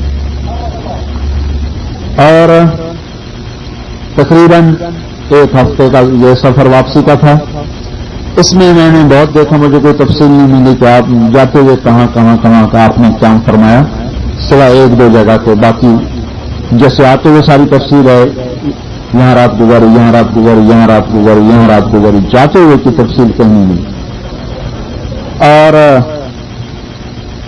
رات ذوالحلیفہ میں قیام فرمانے کے بعد آپ نے ارشاد فرما دے آج رات کوئی گھر نہ جائے سب راتیں ہی قیام کریں تو سب نے وہاں قیام کیا صبح آپ جب مدینے کو چلے تو آپ نے احد پہاڑ کو دیکھ کر فرمایا ھذا جبل یحبنا ونحبہ یہ وہ پہاڑ ہے جو ہم سے محبت کرتا ہے اور ہم اس سے محبت کرتے ہیں یہ ایک ظاہری خاکہ ہے سفر کا جو مختلف سیرت کی کتابوں سے میں نے آپ کے سامنے پیش کیا اس میں جو آپ نے خطبہ دیا آپ کے 3 خطبے ہیں جو محفوظ ہیں ایک 9 تاریخ کا خطبہ ہے ایک 10 تاریخ کا خطبہ ہے اور ایک 11 تاریخ کا خطبہ ہے یہ سارے کے سارے مسلسل ایک ہی چیز کو آپ نے دہرایا ہے ایک دو باتوں کے اضافے کے ساتھ باقی آپ نے اسی بات کو دہرایا جو آپ نے 9 تاریخ کو ارشاد فرمایا کہ آپ نے ارشاد فرمایا کہ ایھا الناس اسمعوا قولی لا ادری لعلی لا القاکم بعد عامی ھذا بھذا الموقف ابدا تو یہ میری بات دھیان سے سننا شاید یہ میری تمہاری آخری ملاقات اس کے بعد شاید ہم ایک دوسرے کو نہ دیکھ پائیں تو میری بات دھیان سے سننا ان دماءکم واموالکم واعراضکم حرام علیکم کحرمۃ یومکم ھذا فی شہرکم ھذا فی بلدکم ھذا پہلے وہ تمہاری عزت تمہارا خون تمہاری جان تمہاری آبرو ایک دوسرے کے لیے قابل احترام ہے یہاں حرام کا مطلب قابل احترام ہے جیسے قابل احترام چیز کو تو پر دست درازی تو نہیں کی جاتی کوئی بیت اللہ کو پتھر مارنا شروع کر دے آپ سب اسے آگ لگا دیں گے ایک دوسرے کو گالیاں دیتے ہیں کچھ بدل نہیں پتھر مارنے سے بڑا جرم ہو چکا ہے مجھے ایک حدیث اس کے ساتھ اچانک یاد آ گئی آپ نے حرم شریف میں کھڑے ہو کر بیت اللہ کو کہا ما اعظم حرمتک ما اطیب ریحک اے بیت اللہ تیری عظمت کتنی زبردست تو کتنا پاکیزہ ہے والمؤمن اعظم حرمۃ منک لیکن ایک مسلمان تجھ سے بھی زیادہ عظیم ہے اور تجھ سے بھی زیادہ قابل احترام ہے اللہ تعالیٰ نے جو تجھے قابل احترام بنایا ہے ایسے اللہ نے مسلمان کی جان کو اس کے مال کو، اس کی عزت کو قابل احترام بنایا ہے۔ یہ پہلا یہاں سے آپ نے پہلا جملہ خطبے کا یہ ہے، آپ نے جہاں آدمی زیادہ پھنستے ہیں نا، آپ نے اس چیز کو سب سے پہلے لیا۔ کسی کی غیبت کرنا یہ اس کی آپ نے عزت پہ حملہ کیا۔ ہم بڑے آرام سے ہم غیبت کر دیتے ہیں، وہ جو چغلی یہ اس کی عزت پہ حملہ ہوا۔ مال اٹھا لیا تو مال پہ حملہ، ہاتھ اٹھایا تو اس کی جان پہ حملہ۔ تو آپ نے تینوں چیزوں سے کہا اس سے بچنا، تمہاری جان، تمہارے مال، تمہاری عزتیں ایک دوسرے کے لیے قابل احترام ہیں۔ پھر آپ نے ارشاد فرمایا من كانت عنده امانہ فليؤد الذي ائتمنه عليها۔ امانتوں کو کھانا جانا، امانتیں واپس کرنے کی چیز ہے، امانتیں واپس لوٹانا۔ یہاں عبادات کو نہیں لیا، سب معاملات کو بیان فرمایا آپ نے۔ آخری خطبہ سب معاملات ہی معاملات۔ آپ نے ارشاد فرمایا خیال کرنا، امانت واپس لوٹانا۔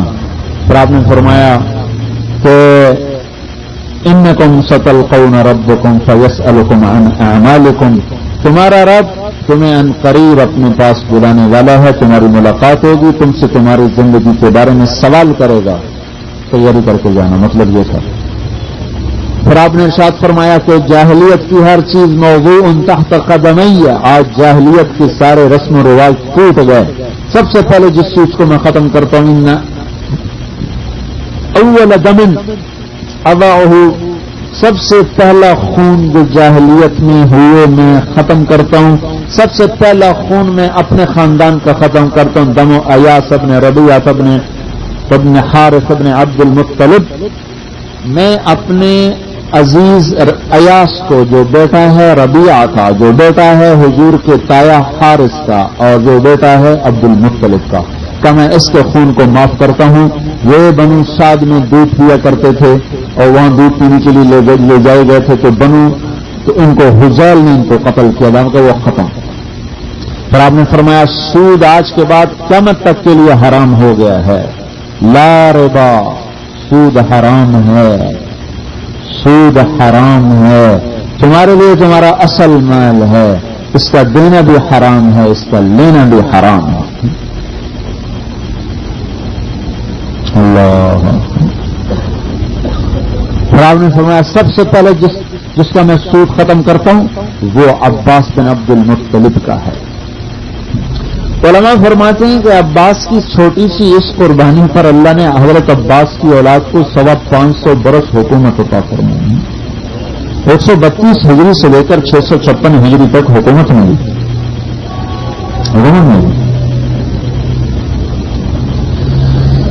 پھر آپ نے ارشاد فرمایا کہ یاد رکھنا ان القلوب لا تغل ولا ثلاث، تین باتوں میں خیانت نہ کرنا، الاخلاص، اخلاص العمل للہ، عمل ہمیشہ اللہ کے لیے کرنا، عمل میں کوئی کسی اور چیز کو شامل نہ ہونے دینا،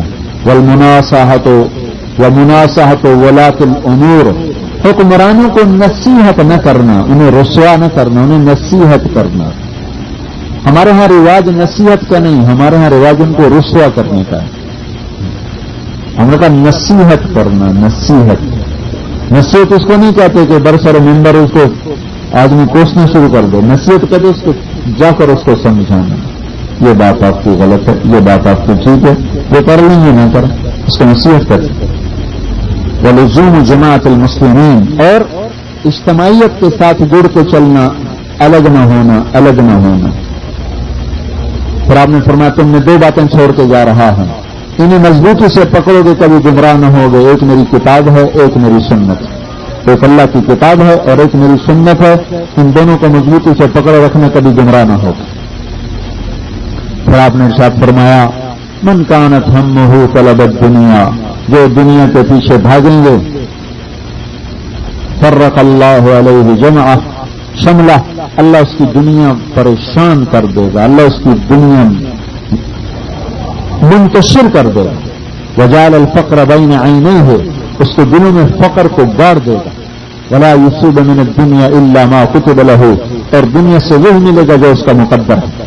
ومن كانت همه ومن كان همه طلب الآخرہ، جو اللہ سے آخرت کا طلبگار بن جائے گا، فرق اللہ علیہ شملہ، اللہ اس کی دنیا اکٹھی کر دے گا، وجعل غناه في قلبه، اللہ اس کے دل کو غنی کر دے گا، ولا يصيب واتته الدنيا وهي راغمہ، اور دنیا ناک رگڑتی ہوئی اس کے قدموں میں آئے گی۔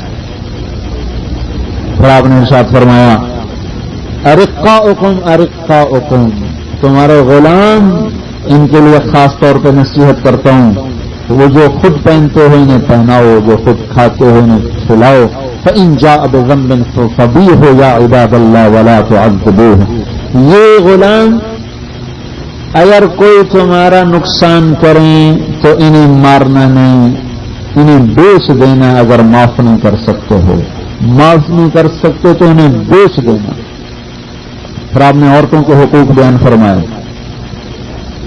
کہ ان لنسائکم علیکم حقا، ان لکم علی نسائکم حقا، تمہارا عورتوں پر حق ہے، عورتوں کا تم پر حق ہے۔ استحللتم فروجہن بکلمۃ اللہ، تم نے نکاح کے ساتھ ان سے عہد و پیمان کیا، نکاح کے ساتھ تم نے ساتھ چلنے کا ایک نظام بنایا۔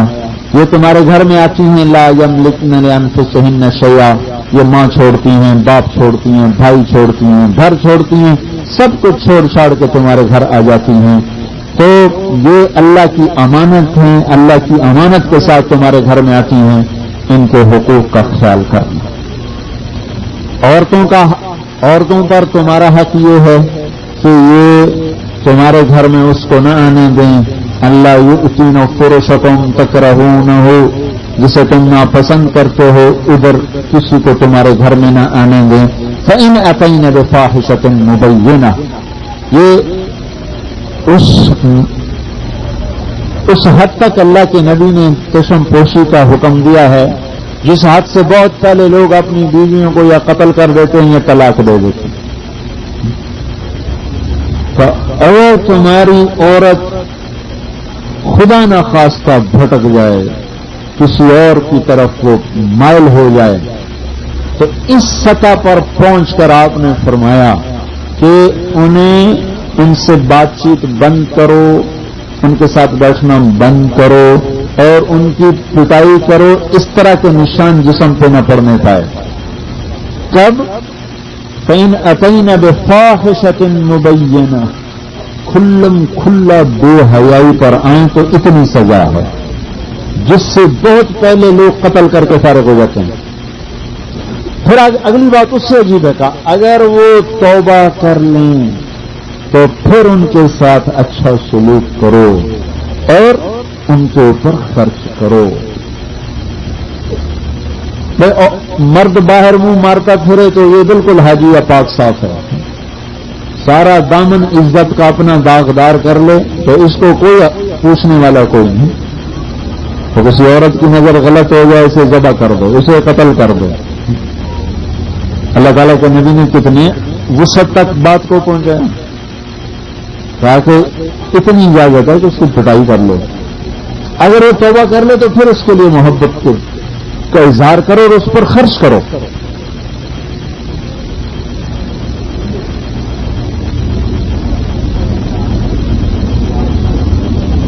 اور پھر آپ نے عربوں میں جو دستور تھا کہ وہ ہر سال 10 دن بڑھا دیتے تھے، جیسے وہ سارا نظام اپسٹ ہو جاتا تھا، تو آپ نے کہا آج کے بعد ان الزمان استدار كهيئته يوم خلق الله السماوات والارض منها اربعة حرم، اس رسم کو ختم فرمایا۔ یہ تقریباً خطبے کا سارا مضمون میں نے آپ کی خدمت میں عرض کیا۔ بیچ میں ایک بات فرمائی، النحلۃ مردودہ، اونٹنی کسی کو دودھ پلانے کے لیے دی جائے گی تو واپس کرنی ہوگی، ملک نہیں بن جاتی۔ والعاریۃ معدات، کسی سے کوئی چیز عاریتاً لے لے تو وہ واپس کرنی ہوگی۔ والزمین غارم، اگر کوئی شخص کسی کا ضامن بن جائے اور وہ اگلا اس عہد کو پورا نہ کرے تو اس کا تاوان ضامن پر آئے گا، ضامن کو بھرنا پڑے گا۔ بھائی اسے چھوڑ دو، اس کے پیسے میں دے دوں گا، اگر یہ نہیں دے گا اچھا جی میں چھوڑ دیتا ہوں، اس نے نہیں دیے، نوکر گیا، اب مجھے پکڑا جائے گا اور مجھے وہ پیسے بھرنے ہوں۔ الزعیم غارم، پھر آپ نے ارشاد فرمایا قریش مکہ سورج غروب ہونے سے پہلے نکلتے تھے، ہم غروب ہونے کے بعد نکلیں، اور وہاں مزدلفہ سے سورج نکلنے کے بعد نکلتے تھے، ہم سورج نکلنے سے پہلے مزدلفہ چھوڑ دیں گے۔ یہ تقریباً میں نے آپ کو خطبے کی ساری چیزیں بتا دیں، شاید کوئی ایک آدھ رہ گئی تو میں یاد سے بتا رہا ہوں۔ کچھ سال کے بعد کہیں موقع آتا ہے تو کوئی نہ کوئی چیز ممکن ہے اس میں سے رہ گئی ہو، پھسل گئی ہو۔ جب آپ 10 تاریخ کو تشریف لائے ہیں تو وہاں پھر آپ نے اسی خطبے کو مختصر کر کے دہرایا تھا، ای بلد ھذا، یہ کون سا شہر ہے؟ صحابہ چپ۔ ای شہر ھذا، یہ کون سا مہینہ ہے؟ وہ چپ۔ ای یوم ھذا، یہ کون سا دن ہے؟ آپ صحابہ چپ۔ پھر آپ الیس البلد البلد الحرام؟ قالوا بلا۔ الیس الشہر شہر الحرام؟ قالوا بلا۔ الیس اليوم یوم النہر؟ قالوا بلا۔ کیا یہ قابل احترام مہینہ نہیں کا؟ جی۔ قابل احترام شہر ہے؟ جی۔ وہ قربانی والا دن کا؟ جی۔ کیا جیسے یہ تم دیکھ رہے ہو اسی طرح تمہاری عزتیں، تمہارے جان، تمہارے مال، تمہاری آبرویں ایک دوسرے کے پر قابل احترام ہیں۔ یہاں ایک جملے کا اضافہ، فَلْيُبَلِّغِ الشَّاهِدُ الْغَائِبُ، اب میری بات آگے پہنچا دو، اب میری بات آگے پہنچا دو۔ یہاں اس جملے کا اضافہ ہے۔ عرفات میں آپ نے فرمایا، یا اللہ رحم اللہ امرأ سمع مقالتی، اے اللہ اس بندے پہ رحم فرما دے جو میری بات کو سنے اور اسے آگے پہنچا دے، کہ بہت سے آگے لینے والے اس پہنچانے والے سے بھی سمجھدار ہوں گے۔ اور یہاں آ کر آپ نے واضح فرمایا، فَلْيُبَلِّغِ الشَّاهِدُ الْغَائِبُ، میرا پیغام غائبین تک پہنچا دیا جائے، میرا پیغام غائبین تک پہنچا دیا جائے۔ یہ آپ نے 10 تاریخ کے خطبے میں آپ نے یہ بات ارشاد فرمائی۔ پھر 11 تاریخ کو جو خطبہ ہے وہ سارے کا سارا آپ نے دہرایا ہے، اس میں ایک جملے کا اضافہ ہے، اس میں ایک جملے کا اضافہ ہے، ایک اور جملہ، الا لا ترجعوا بعدی کفارا یضرب بعضکم رقاب بعض، دیکھو میرے بعد بے دین نہ ہو جانا اور ایک دوسرے کی گردنیں کاٹنے نہ لگ جانا، ایک دوسرے کا خون بہانے نہ لگ جانا، یہ 2 جملوں کا اضافہ ہے۔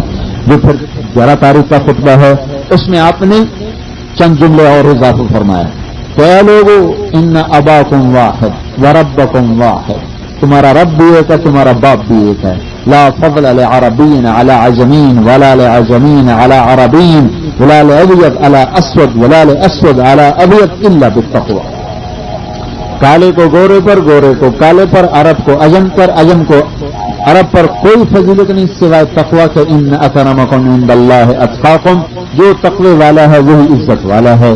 اور اس میں پھر آپ نے کہا فَلْيُبَلِّغِ الشَّاهِدُ الْغَائِبُ، پھر اس میں ایک مضمون کا اور اضافہ ہے، آپ نے ارشاد فرمایا، الا تسمعوا، میری بات سنو گے غور سے، لا میری بات سنو گے غور سے، تعیشوا، بڑے مزے سے زندگی گزرے گی، جہاں لا تظلموا لا تظلموا لا تظلموا، ظلم نہ کرنا، ظلم نہ کرنا، ظلم نہ کرنا، کسی مسلمان کے لیے حلال نہیں ہے کہ دوسرے کے مال کو اس کی اجازت کے بغیر استعمال کرے۔ ایک صحابی کھڑے ہوئے، عمرو بن یسربی، کہ یا رسول اللہ، میں میرے چچا کے بیٹے کی بکریاں چل رہی ہوں، تو اس میں سے ایک بکری میں ذبح کر کے کھا لوں تو اس میں کیا حرج ہے؟ اپنی ہے، چچا کا بیٹا ہے، اپنا سامان، ایک بکری کا کوئی حرج بھی کوئی نہیں۔ آپ نے ارشاد فرمایا، وہ بکری ایک ہاتھ میں چھری لے کر کھڑی ہو، ایک ہاتھ میں آگ لے کر کھڑی ہو، اور تمہیں کہتے عمر آ جاؤ، مجھے کاٹو، مجھے پکا کے کھا لو، تو بھی تجھ کو حرام ہے اجازت کے بغیر استعمال کرنا۔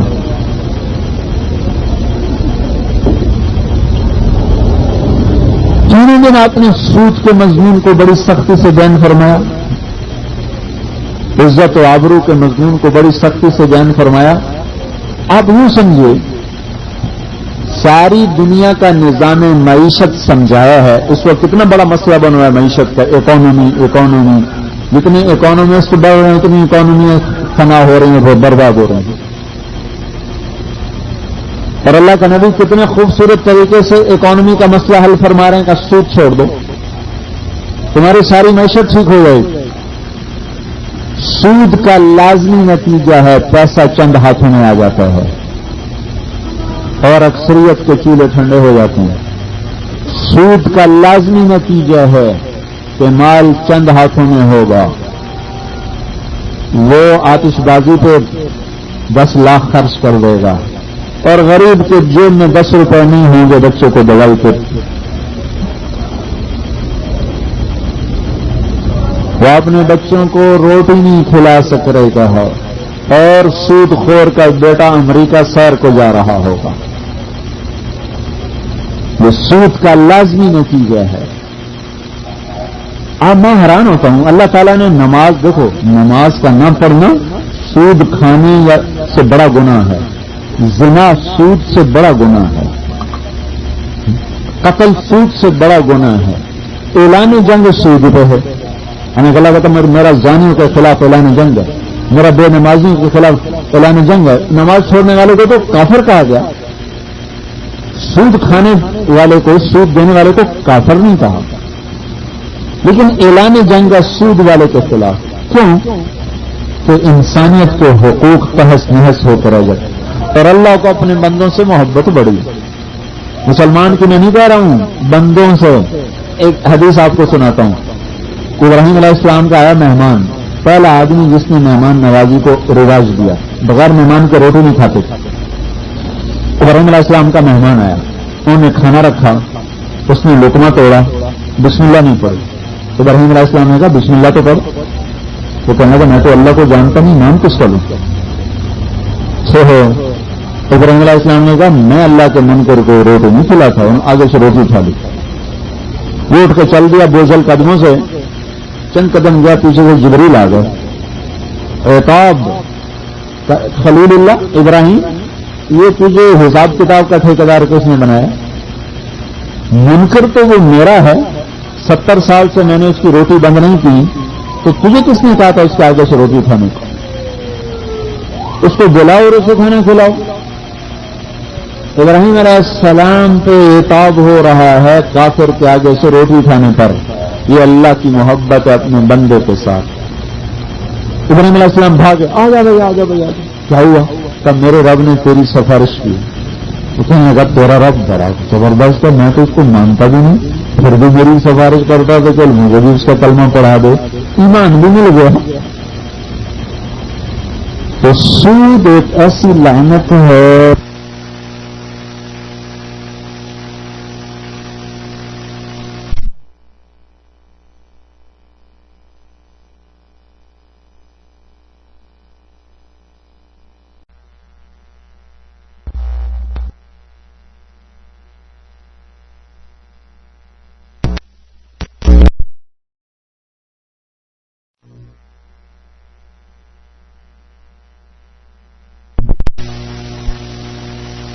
چک سولی دتے جڑے واقف قراراں ہو، سجدیاں سر چائیں نہ باہو، تڑے کافر کہن ہزاراں ہو۔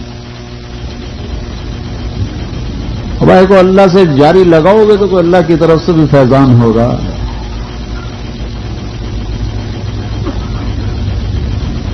ایک ریال گر جائے تو آپ چھوڑ دیتے ہیں، کوئی نہیں ایک ریال ہے، کوئی نہیں، کوئی نہیں، ہو تو بھی ٹھیک ہے، نہ ہو تو بھی ٹھیک ہے، تو فوراً ضربیں دیتے ہو 15 روپے 60 پیسے ہیں، جب 13 روپے 14 روپے ہندوستانی کہے گا 60 پیسے، تو اللہ کے نبی کی سنت ایک ریال سے بھی زیادہ سستی ہے، ٹھیک ہے، کر لو تو بھی ٹھیک ہے، نہ کرو تو بھی ٹھیک۔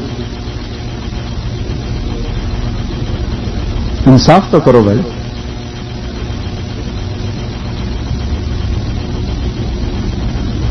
تمہارا اس کے باوجود میں پھر معافی مانگوں، اگر کسی بھائی کو یہ لگے کہ وہ ہمیں ہٹ کر رہے ہیں مجھے معاف کرنا، لیکن اس جگہ اس کو بتانا یہ دیانت کا تقاضا ہے۔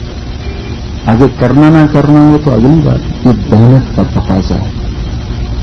وردی کی قیمت ہے، کچھ کام نہ کرو وردی بھی ہوگی تو قیمت لگے گی۔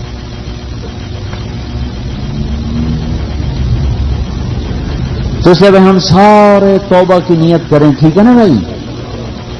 دوسری چیز حج میں کیا ہے، دیکھو ہم 2 کپڑوں میں بیٹھیں، یہ نقشہ موت کا ہے، ننگے زر، ننگے پاؤں۔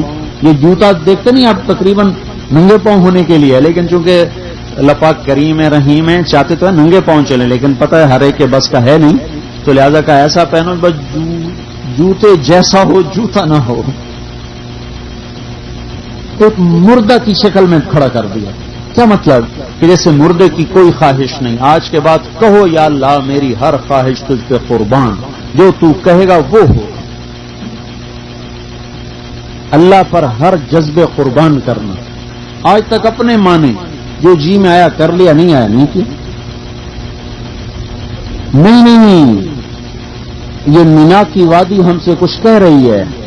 یہاں ایک عظیم تاریخ ان فضاؤں میں گھوم رہی ہے، اس کے پتھروں پر لکھی ہوئی ہے، جسے نقش قدم نے تو مٹا دیا لیکن اس کو دل، دماغ اور تاریخ بھلا نہیں سکے.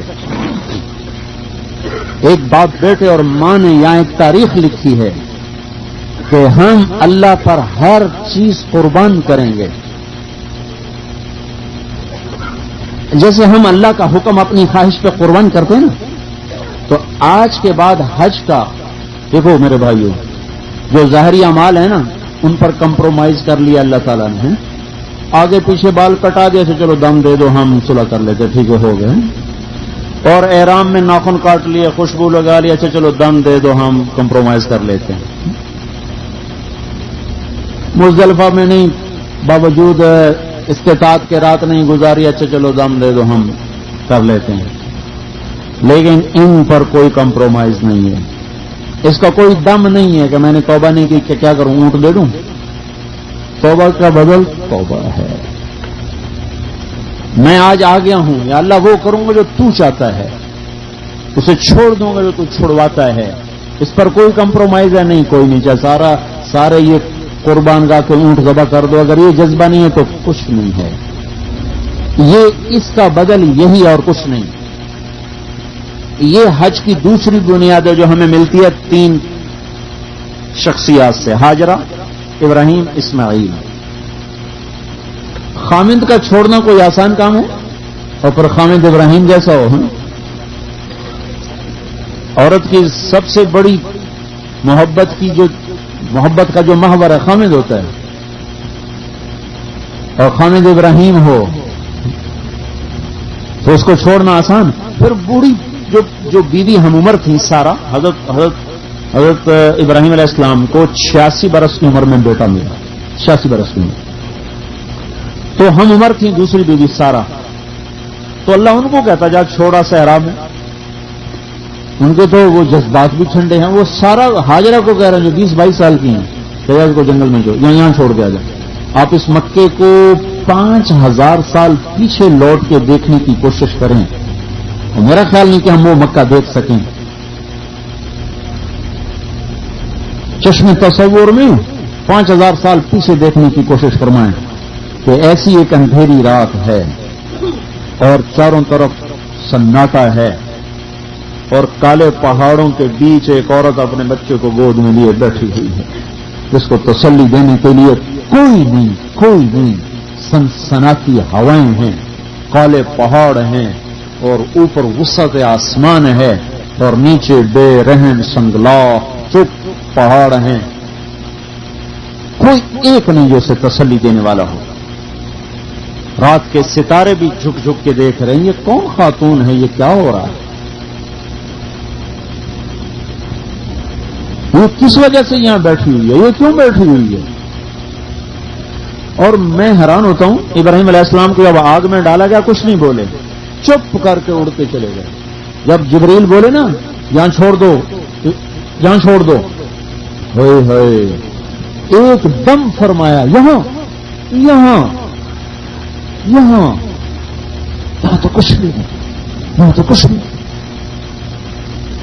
آگ میں ڈالتے تو نہیں بولے، کہاں پھینک رہا ہے مجھے. منظر آگ سے زیادہ خوفناک تھا. کہنے کہ ہاں اللہ چاہتے ہیں اس گود سے ایک بڑی عظیم ہستی کو وجود ملنا ہے، اور بڑی عمارتوں کے لیے گہری بنیادیں کھودی جاتی ہیں. یہ تو میری طرف سے اضافہ ہے. تو ٹھیک واپس ہو گئی. تو حاجرہ نے پکڑا، اب کہاں جا رہے، کیا کر رہے ہو؟ چپ، خاموش. الا من تقلنا، خاموش. یہ کیا ہو رہا ہے، خاموش. پھر خیال آیا نبی اللہ نے کہا ہے کہاں، سر ہلا. اچھا جاؤ اللہ ضائع نہیں کرے. اے اللہ جو تو کہے گا وہ کریں گے. یہ پہلا سبق پڑھایا جا رہا ہے. اللہ جو تو کہے گا کریں گے. محبوب بیوی چھوڑنی چھوڑیں گے. محبوب خامد چھوڑیں گے. 86 برس کی عمر میں بیٹا ملا, دیکھنے کو اکھیاں ترس جائیں گی. برداشت ہے, تو نے دیا تو نے لے لیا, برداشت نہیں تو نہ صحیح, تو راضی ہو جا بس. تو یہ دوسرا سبق ہمیں دیا جا رہا ہے کہ 2 کپڑوں میں اپنے آپ کو مردہ تصور کرو. مردے کی نہ خوشی نہ غم, نہ ضرورت نہ خواہش. آج کے بعد ہماری وہ خواہش ہے جو اللہ کہتا ہے, ہم وہ چھوڑ دیں گے, اللہ چھوڑوا. یہ سبق دیا جا رہا ہے.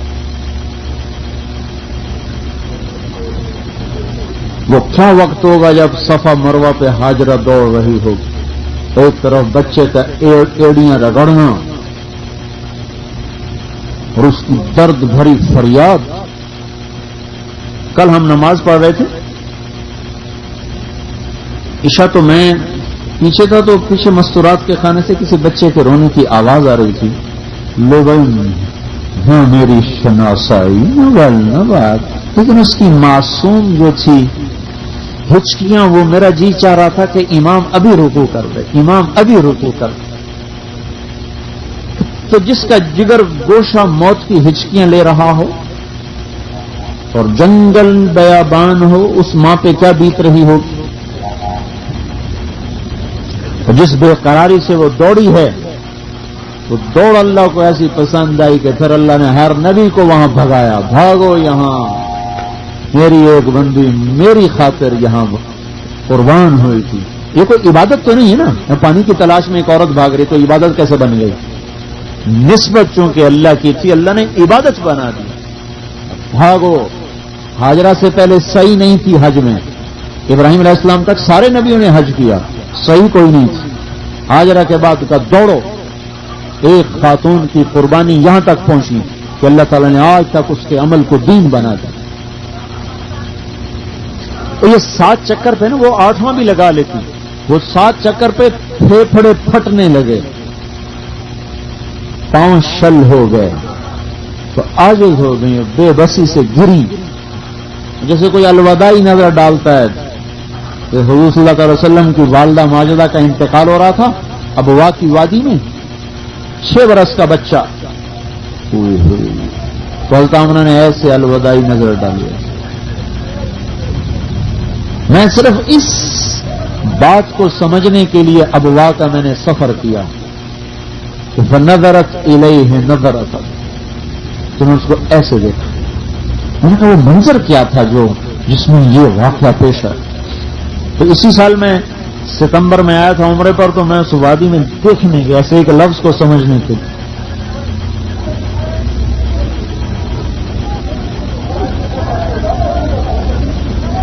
تو پھر ان کے منہ سے نکلا, اچھا میں تو جا رہی ہوں, لیکن ایک دن آئے گا میرے اس بچے کا نام ساری دنیا میں گونجے.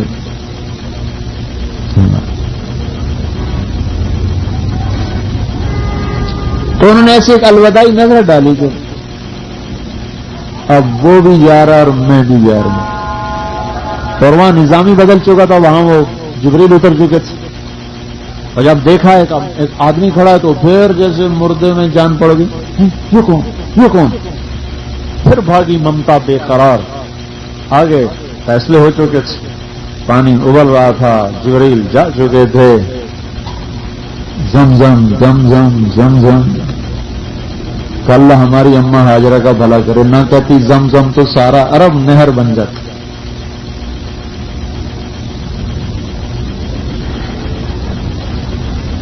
ایک سال کے بعد ملنے کے لیے آئے ہیں,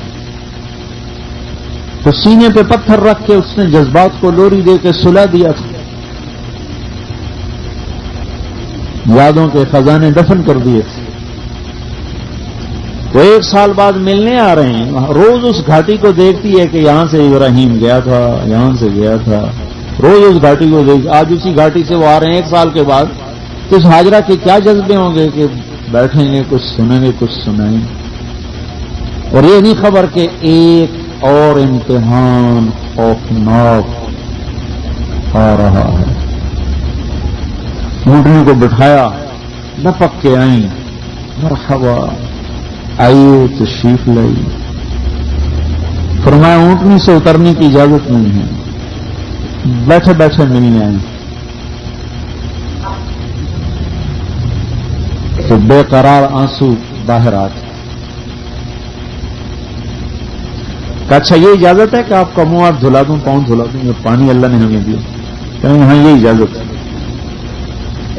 اور انہی ہاتھوں سے پھر روانہ کر دیا.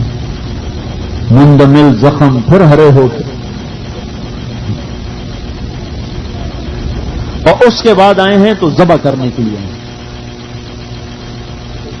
6 برس کی عمر تھی, 8 برس کی عمر تھی تقریباً. یہی مینا کی وادی, یہی جمرات کی جگہ, اور باپ بیٹے میں گفتگو ہو رہی. انی اذبحک فانظر ماذا ترى, میں نے خواب میں دیکھا تجھے ذبح کرتا ہوں, تیری کیا رائے ہے؟ تو اس عمر کے بچے کو تو کہنا چاہیے تھا آپ کا خواب ہے اور میری جان جائے, یہ کیوں, مجھے کیوں مروانا چاہتے ہیں؟ آگے کہہ رہے افعل ما تؤمر, کریں یا ابا تفعل ما تؤمر, ابا کیجئے جو کہا گیا ہے. ما تؤمر, کیجئے. ستجدنی انشاءاللہ من الصابرین, میرا صبر تو دیکھ لے گا ابھی. اور پھر ان کا چہرہ سے کھل گیا. تو ابراہیم علیہ السلام کہیں گے بیٹا تیرا چہرہ کیوں کھل گیا؟ کہیں گے آپ سے جدا ہوں گا تو اللہ ملے گا, اللہ آپ سے زیادہ بہتر ہے. دنیا چھوٹے گی تو جنت ملے گی, جنت دنیا سے بہتر. پھر اپنی قمیض اتاری,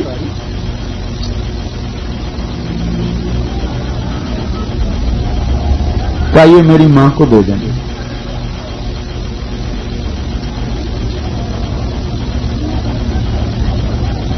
تو وہ اس سے کچھ تسلی پکڑا کرے, میری ماں کو مجھے اپنے کپڑے میں کفن دے دینا, میری قمیض میری ماں کو دے دے. اور پھر فرمایا مجھے باندھ دو, کہیں میرے ہاتھ پاؤں کی حرکت سے آپ کو کوئی چوٹ نہ لگ جائے. مجھے منہ کے بل لٹانا, سیدھا نہ لٹانا, کہیں نظروں سے نظریں چار ہوں اور ہاتھ تھر تھر آ جائے. پٹی باندھو. ہے ماؤں کی تربیت کہاں پہنچاتی ہے بچوں کو. اس لیے میں کہتا ہوں ہماری تو مائیں بانجھ ہو گئیں, اولاد سے نہیں تربیت سے بانجھ ہو. نہ انہیں خود پتا ہے کہاں جانا ہے, نہ انہیں یہ پتا ہے کہ اولاد کو کہاں پہنچانا ہے. او میرے بھائیو, ابراہیم علیہ السلام نے اس کو منہ کے قلہ للجبین, ماتھا زمین پر رکھا اور اپنے گھٹنے کو ان کی کمر پہ رکھا اور ایسے بالوں کو پکڑا. اے اللہ, ان کان ھذا الابتلاء منک, اگر یہ تیری طرف سے میرا امتحان ہے, فتقبل منی, تو قبول کر, میں یہ پھیرنے لگا ہوں. اور اگر یہ تیری طرف سے کوئی میرے اوپر سزا ہے تو مجھے معاف فرما, میں معافی مانگتا ہوں. چھری چلا چلا. وہ آسمان کے فرشتوں میں ایک دم سناٹا چھا گیا. وادی مینا کے احساسات ہوتے تو شاید وہ پھٹ پڑتی, اور مالک کے کون مکان اپنی قدرتوں میں کامل نے چھری کو کاٹنے سے ہی روک دیا. نہ گردن سخت ہوئی, نہ چھری نرم ہوئی. گردن نرم, چھری سخت. اور شو والے نے کہا نہیں کاٹنا. کاٹنا تو کیا, وہ تو نشان بھی نہ ڈال سکے. 1 دفعہ, 2 دفعہ, 3 دفعہ, 4 دفعہ. جب نہیں چلی تو سمجھے تیز نہیں ہے, کند ہے. اٹھے, تیز کیا, پھر آئے, پھر چڑھے تو اللہ نے کہا قد صدقت الرؤیا. بس ہم نے دیکھ لیا. یا ابراہیم قد صدقت الرؤیا انا كذلك نجزي المحسنين.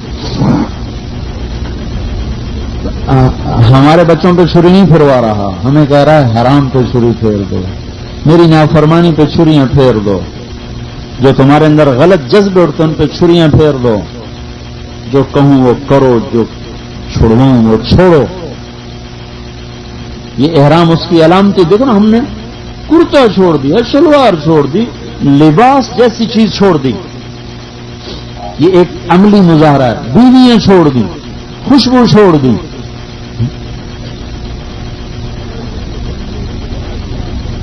سر ننگے رکھو بھائی، کیا ہو رہا ہے؟ موت تک کی مشق ہے کہ بس اب وہ کریں گے جو تو چاہے۔ تو یہ حج کی دوسری چیز ہے جس پر دم نہیں ہے، جس کو کرنا ہے تو یہ چیز آئے گی۔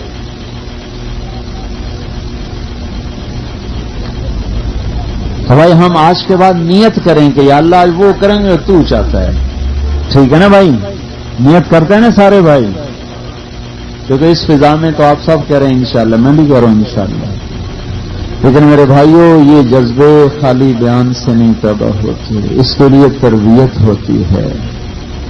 اس لیے اللہ کی راہوں میں وقت لگائیں تاکہ یہ جذبے جوان رہیں، مضبوط رہیں، اور ہم اپنی اندر کی خواہشات سے لڑ سکیں۔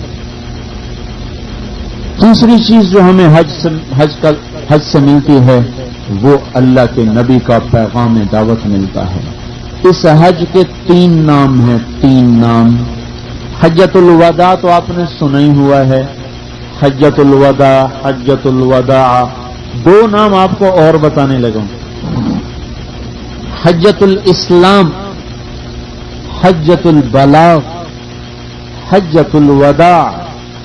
حجۃ الوداع، ودا کہتے ہیں رخصت کرنے کو، تو آپ نے اپنی امت کو رخصت کیا، الوداع کیا۔ اس کو کہتے ہیں حجۃ الاسلام، کہ اس میں الیوم اکملت لکم دینکم کی آیت اتری، تو اللہ تعالیٰ نے اسلام کو مکمل کیا، تو اس کو کہتے ہیں حجۃ الاسلام۔ حجۃ البلاغ، حجۃ البلاغ، آگے پہنچانا، بلاغ کہتے ہیں آگے پہنچانا، تبلیغ بلاغ ایک ہی مصدر ہے، ایک ہی مطلب ہے۔ اس کو حجۃ البلاغ کہتے ہیں کہ آپ نے اپنی امت تک پیغام کو پہنچایا اور پھر آگے پہنچانے کا مکلف بنایا۔ فَلْيُبَلِّغِ الشَّاهِدُ الْغَائِبُ، پہلے دن، پھر دوسرے دن فَلْيُبَلِّغِ الشَّاهِدُ الْغَائِبُ، پھر دوسرے دن اسی جملے کو پھر کہا فَلْيُبَلِّغِ الشَّاهِدُ الْغَائِبُ۔ آپ اس میں غور فرما رہے ہیں، میں نے اس کو بہت دیکھا، الشاہد کا لفظ بڑا خوبصورت ہے۔ اوروں کو اللہ کی بات بتانے کے لیے عمل کی شرط نہیں لگائی، مطلب ایک پورا ایک مستقل چیپٹر ہے، میں اس کو کھولنا نہیں چاہتا، لیکن صرف آپ میری بات پہ اعتماد کر لیں کہ لفظ الشاہد بول کر یہ بات سمجھائی ہے کہ میرے پیغام کو آگے پہنچائے میری امت۔ کوئی یہ کہ میرا خود تو عمل نہیں، میں اوروں کو کیا کہوں، یہ عذر قبول نہیں ہے۔ جس بات کا تمہیں پتہ ہے اس سے اوروں تک پہنچانا ضروری ہے۔ علم کی شرط نہیں لگائی کہ عام علم کامل ہو اور پھر تبلیغ کا کام کرے۔ لفظ الشاہد، لفظ الشاہد پر 2 صفحے لکھے ہوئے ہیں لسان العرب والے ابن منظور نے، 2 صفحے شاہد شاہد شاہد شاہد شاہد پر وہ اس نے قلم اٹھایا ہے۔ اس سارے کو پڑھنے کے بعد میں آپ کی خدمت میں یہ بات عرض کر رہا ہوں کہ لفظ الشاہد میں اتنی طاقت اور وسعت ہے کہ اس نے امت کے ہر فرد کو پیغام حق پہنچانا ذمہ لگایا ہے۔ ہمارے ہاں یہ ماحول میں ہے پہلے خود عمل کرو پھر اوروں کو، اپنا تو عمل ہے نہیں، اوروں کو کیا کہیں۔ یہ بات لفظ شاہد کی وجہ سے رد ہے، اور اس کا مطلب یہ بھی نہیں کہ عمل کی میں چھٹی دے رہا ہوں، جو مول صاحب نے چھٹی دے دی تھی، عمل نہ ہو پھر بھی کرتے پھرو، نہیں۔ میری بات کو درمیان میں رکھیں، ایک طبقے کے اندر یہ ذہن بنا ہوا ہے پہلے خود عمل کرو پھر اوروں کو تبلیغ کرو، یہ کیا بستر اٹھا کے چل پڑتے ہیں۔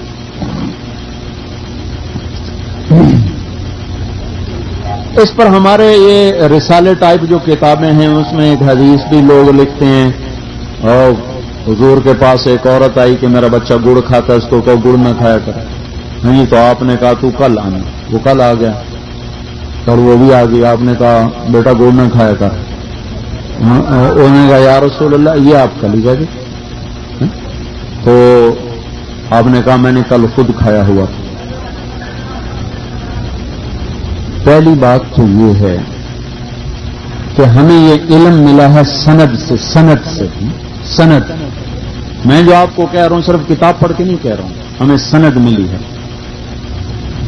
جی میں نے محمد عبداللہ سے پڑھا، انہوں نے خیر محمد سے پڑھا، انہوں نے انور شاہ سے پڑھا، انہوں نے محمود الحسن سے پڑھا، انہوں نے محمد قاسم سے پڑھا، انہوں نے عبد الغنی سے پڑھا، انہوں نے شاہ اسحاق سے پڑھا، انہوں نے شاہ عبدالعزیز سے پڑھا، انہوں نے شاہ ولی اللہ سے پڑھا، انہوں نے ابو طاہر مدنی سے پڑھا، انہوں نے ابراہیم القربی سے پڑھا، انہوں نے احمد القشاشی سے پڑھا، انہوں نے ابو المواہب سے پڑھا، انہوں نے محمد بن احمد بن محمد الرملی سے پڑھا، انہوں نے آگے زکریا بن محمد ابو یحییٰ سے پڑھا، انہوں نے آگے ابن حجر اسقلانی سے پڑھا، انہوں نے آگے ابراہیم تنوخی سے پڑھا، انہوں نے آگے احمد بن ابی طالب سے پڑھا، انہوں نے آگے سراج بن مبارک الزبیدی سے پڑھا، انہوں نے آگے ابو الوقت عبد الاول بن عیسیٰ بن شعیب السجزی الہروی سے پڑھا، انہوں نے آگے ابو عبداللہ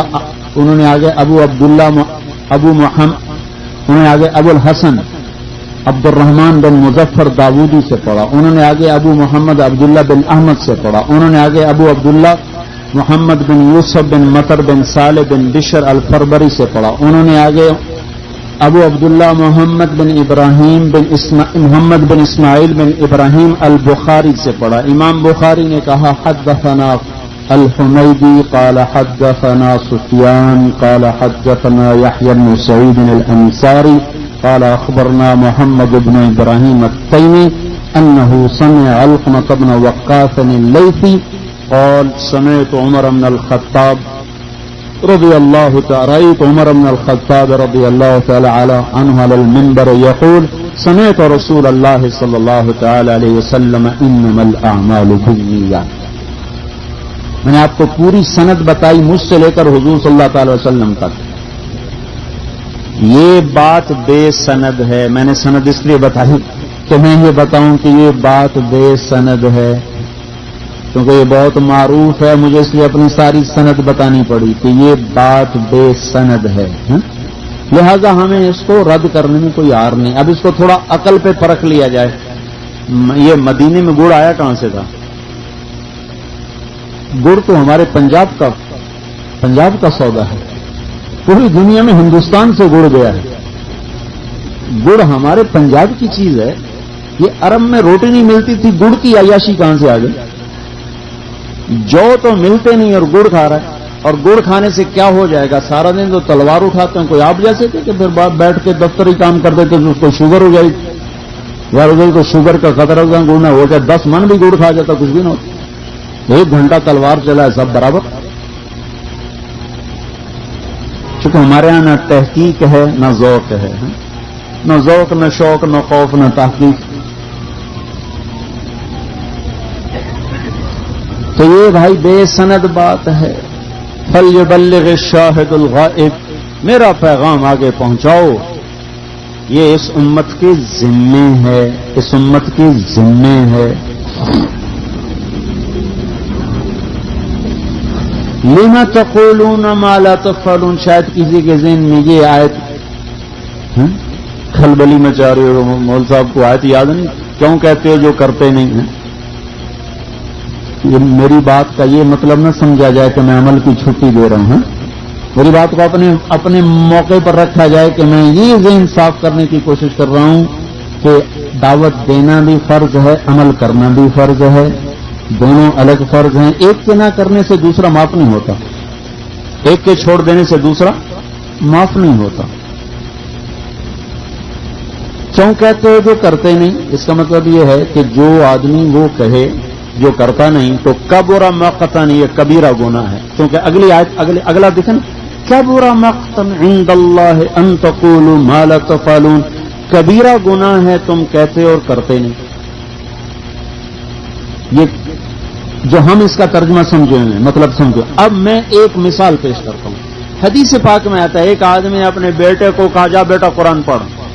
باپ چاہے پڑھا لکھا ہے چاہے ان پڑھ ہے، کیا بچہ قرآن پڑھ. وہ چلا گیا پڑھنے. قاری صاحب نے کہا بچے پڑھو بسم اللہ. بچے نے کہا بسم اللہ. اس پہلی بسم اللہ پر جس ابے نے بھیجا تھا اس کے پچھلے گناہ سارے معاف ہو گئے. خود تو وہ انگوٹھا چھاپ ہے، اس کی بخشش کیسے ہوگی؟ وہ خود تو عمل ہے نہیں، یہ معاف کیسے ہوگی؟ جس قاری نے پڑھایا اس کے معاف ہو گئے، بچے کے تو پہلے ہی کوئی نہیں. پڑھانے والے کے بھی معاف، بھیجنے والے کے بھی معاف.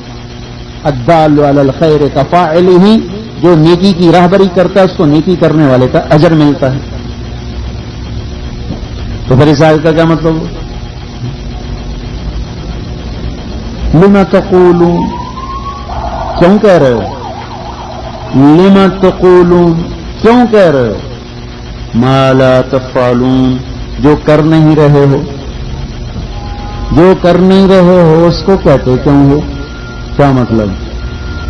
تہجد پڑھی نہیں اور کہتا آج تو ساری رات ہی نفل پڑھتا رہے گا.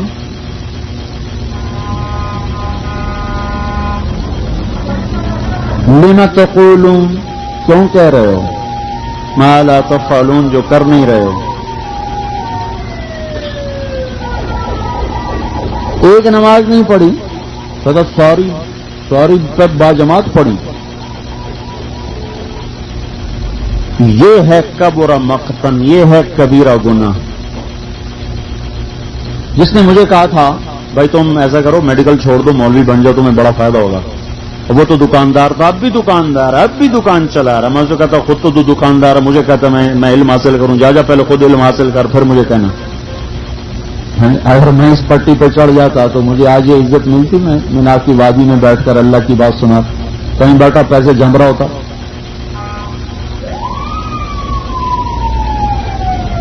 الدال علی الخیر کفاعلہ، کہنے والے کو اجر ملتا ہے. فلیبلغ الشاہد الغائب، میرا پیغام آگے پہنچاؤ. خود بھی عمل کرو، اوروں کو بھی بتاؤ. خود عمل کرے اوروں کو نہ بتائے آدھا مسلمان، اوروں کو کہے خود نہ کرے آدھا مسلمان ہے. کرے بھی صحیح کہے بھی صحیح پورا مسلمان. ارأیت الذی یکذب بالدین، اس کو دیکھو جو آخرت کا منکر ہے. نمبر 1 یہ پہلی فرد جرم. فذلک الذی یدعو الیتیم، یہ دوسرا جرم. دیکھو یہ یتیم کو دھکے مارتا ہے. تیسرا جرم ولا یحض علی طعام المسکین، اوروں کو بھی نہیں کہتا تم ہی روٹی کھلا دو. تو جو آدمی خود روٹی نہ کھلاتا ہو تو اس کے ذمہ تو اوروں کو کہنا ہے ہی نہیں. جو ہم سمجھے ہیں اس کے مطابق تو اوروں کو کہنا ہے ہی نہیں. اللہ تعالیٰ تیسرا جرم اس پہ لاگو کر رہا ہے. یدعو الیتیم، دھکے دیتا ہے. ولا یحض علی طعام المسکین، اور اوروں کو بھی نہیں کہتا کہ اسے روٹی کھلاؤ. تو معلوم ہوا دھکے دینا الگ جرم ہے، اوروں کو نہ کہنا الگ جرم ہے. معافی نہیں ہوئی. فلیبلغ الشاہد الغائب، تو بھائی حج کا تیسرا تقاضا ہے حجۃ البلاغ، یہ پیغام آگے پہنچایا جائے. اس پیغام کو اللہ کے نبی نے سارے عالم تک پہنچانے کے لیے مجمع تیار کیا. اور ہجرت کا دروازہ بھی حج سے ہی کھلا تھا. جو ہجرت ہوئی حج کے راستے سے ہوئی. نبوت کا یہ 11واں سال تھا، 11واں سال جب آپ کی مدینے کے نوجوانوں سے ملاقات ہوئی. عبداللہ بن رواحہ، ابو الحسن بن کیہان، اور عبادہ بن سامت، سعد بن ربیع، اسعد بن زرارہ، نعمان بن حارثہ. یہ 6 نام میں بتا رہا ہوں دلائل النبوہ کی روایت سے، اور روایات سے مختلف نام ہیں. میں نے جو نام بتائے ہیں یہ علامہ اصفہانی کی روایت سے جو نام آئے ہیں وہ. اور کسی کے ذہن میں یہ نہ ہو کہ یہ نام تو ہیں نہیں، یہ بھی ہیں جو دوسرے میں بھی ہیں. پھر 12 ہجری میں جو 12 نبوت کا 12واں سال تھا تو 12 آدمی آئے، اور بیعت ہوئی، پھر نبوت کا 13واں سال آیا تو 72 آدمی آئے، 2 عورتیں 70 مرد، اور پھر یہ بات طے ہوئی کہ اب یا رسول اللہ آپ مدینے آئیں۔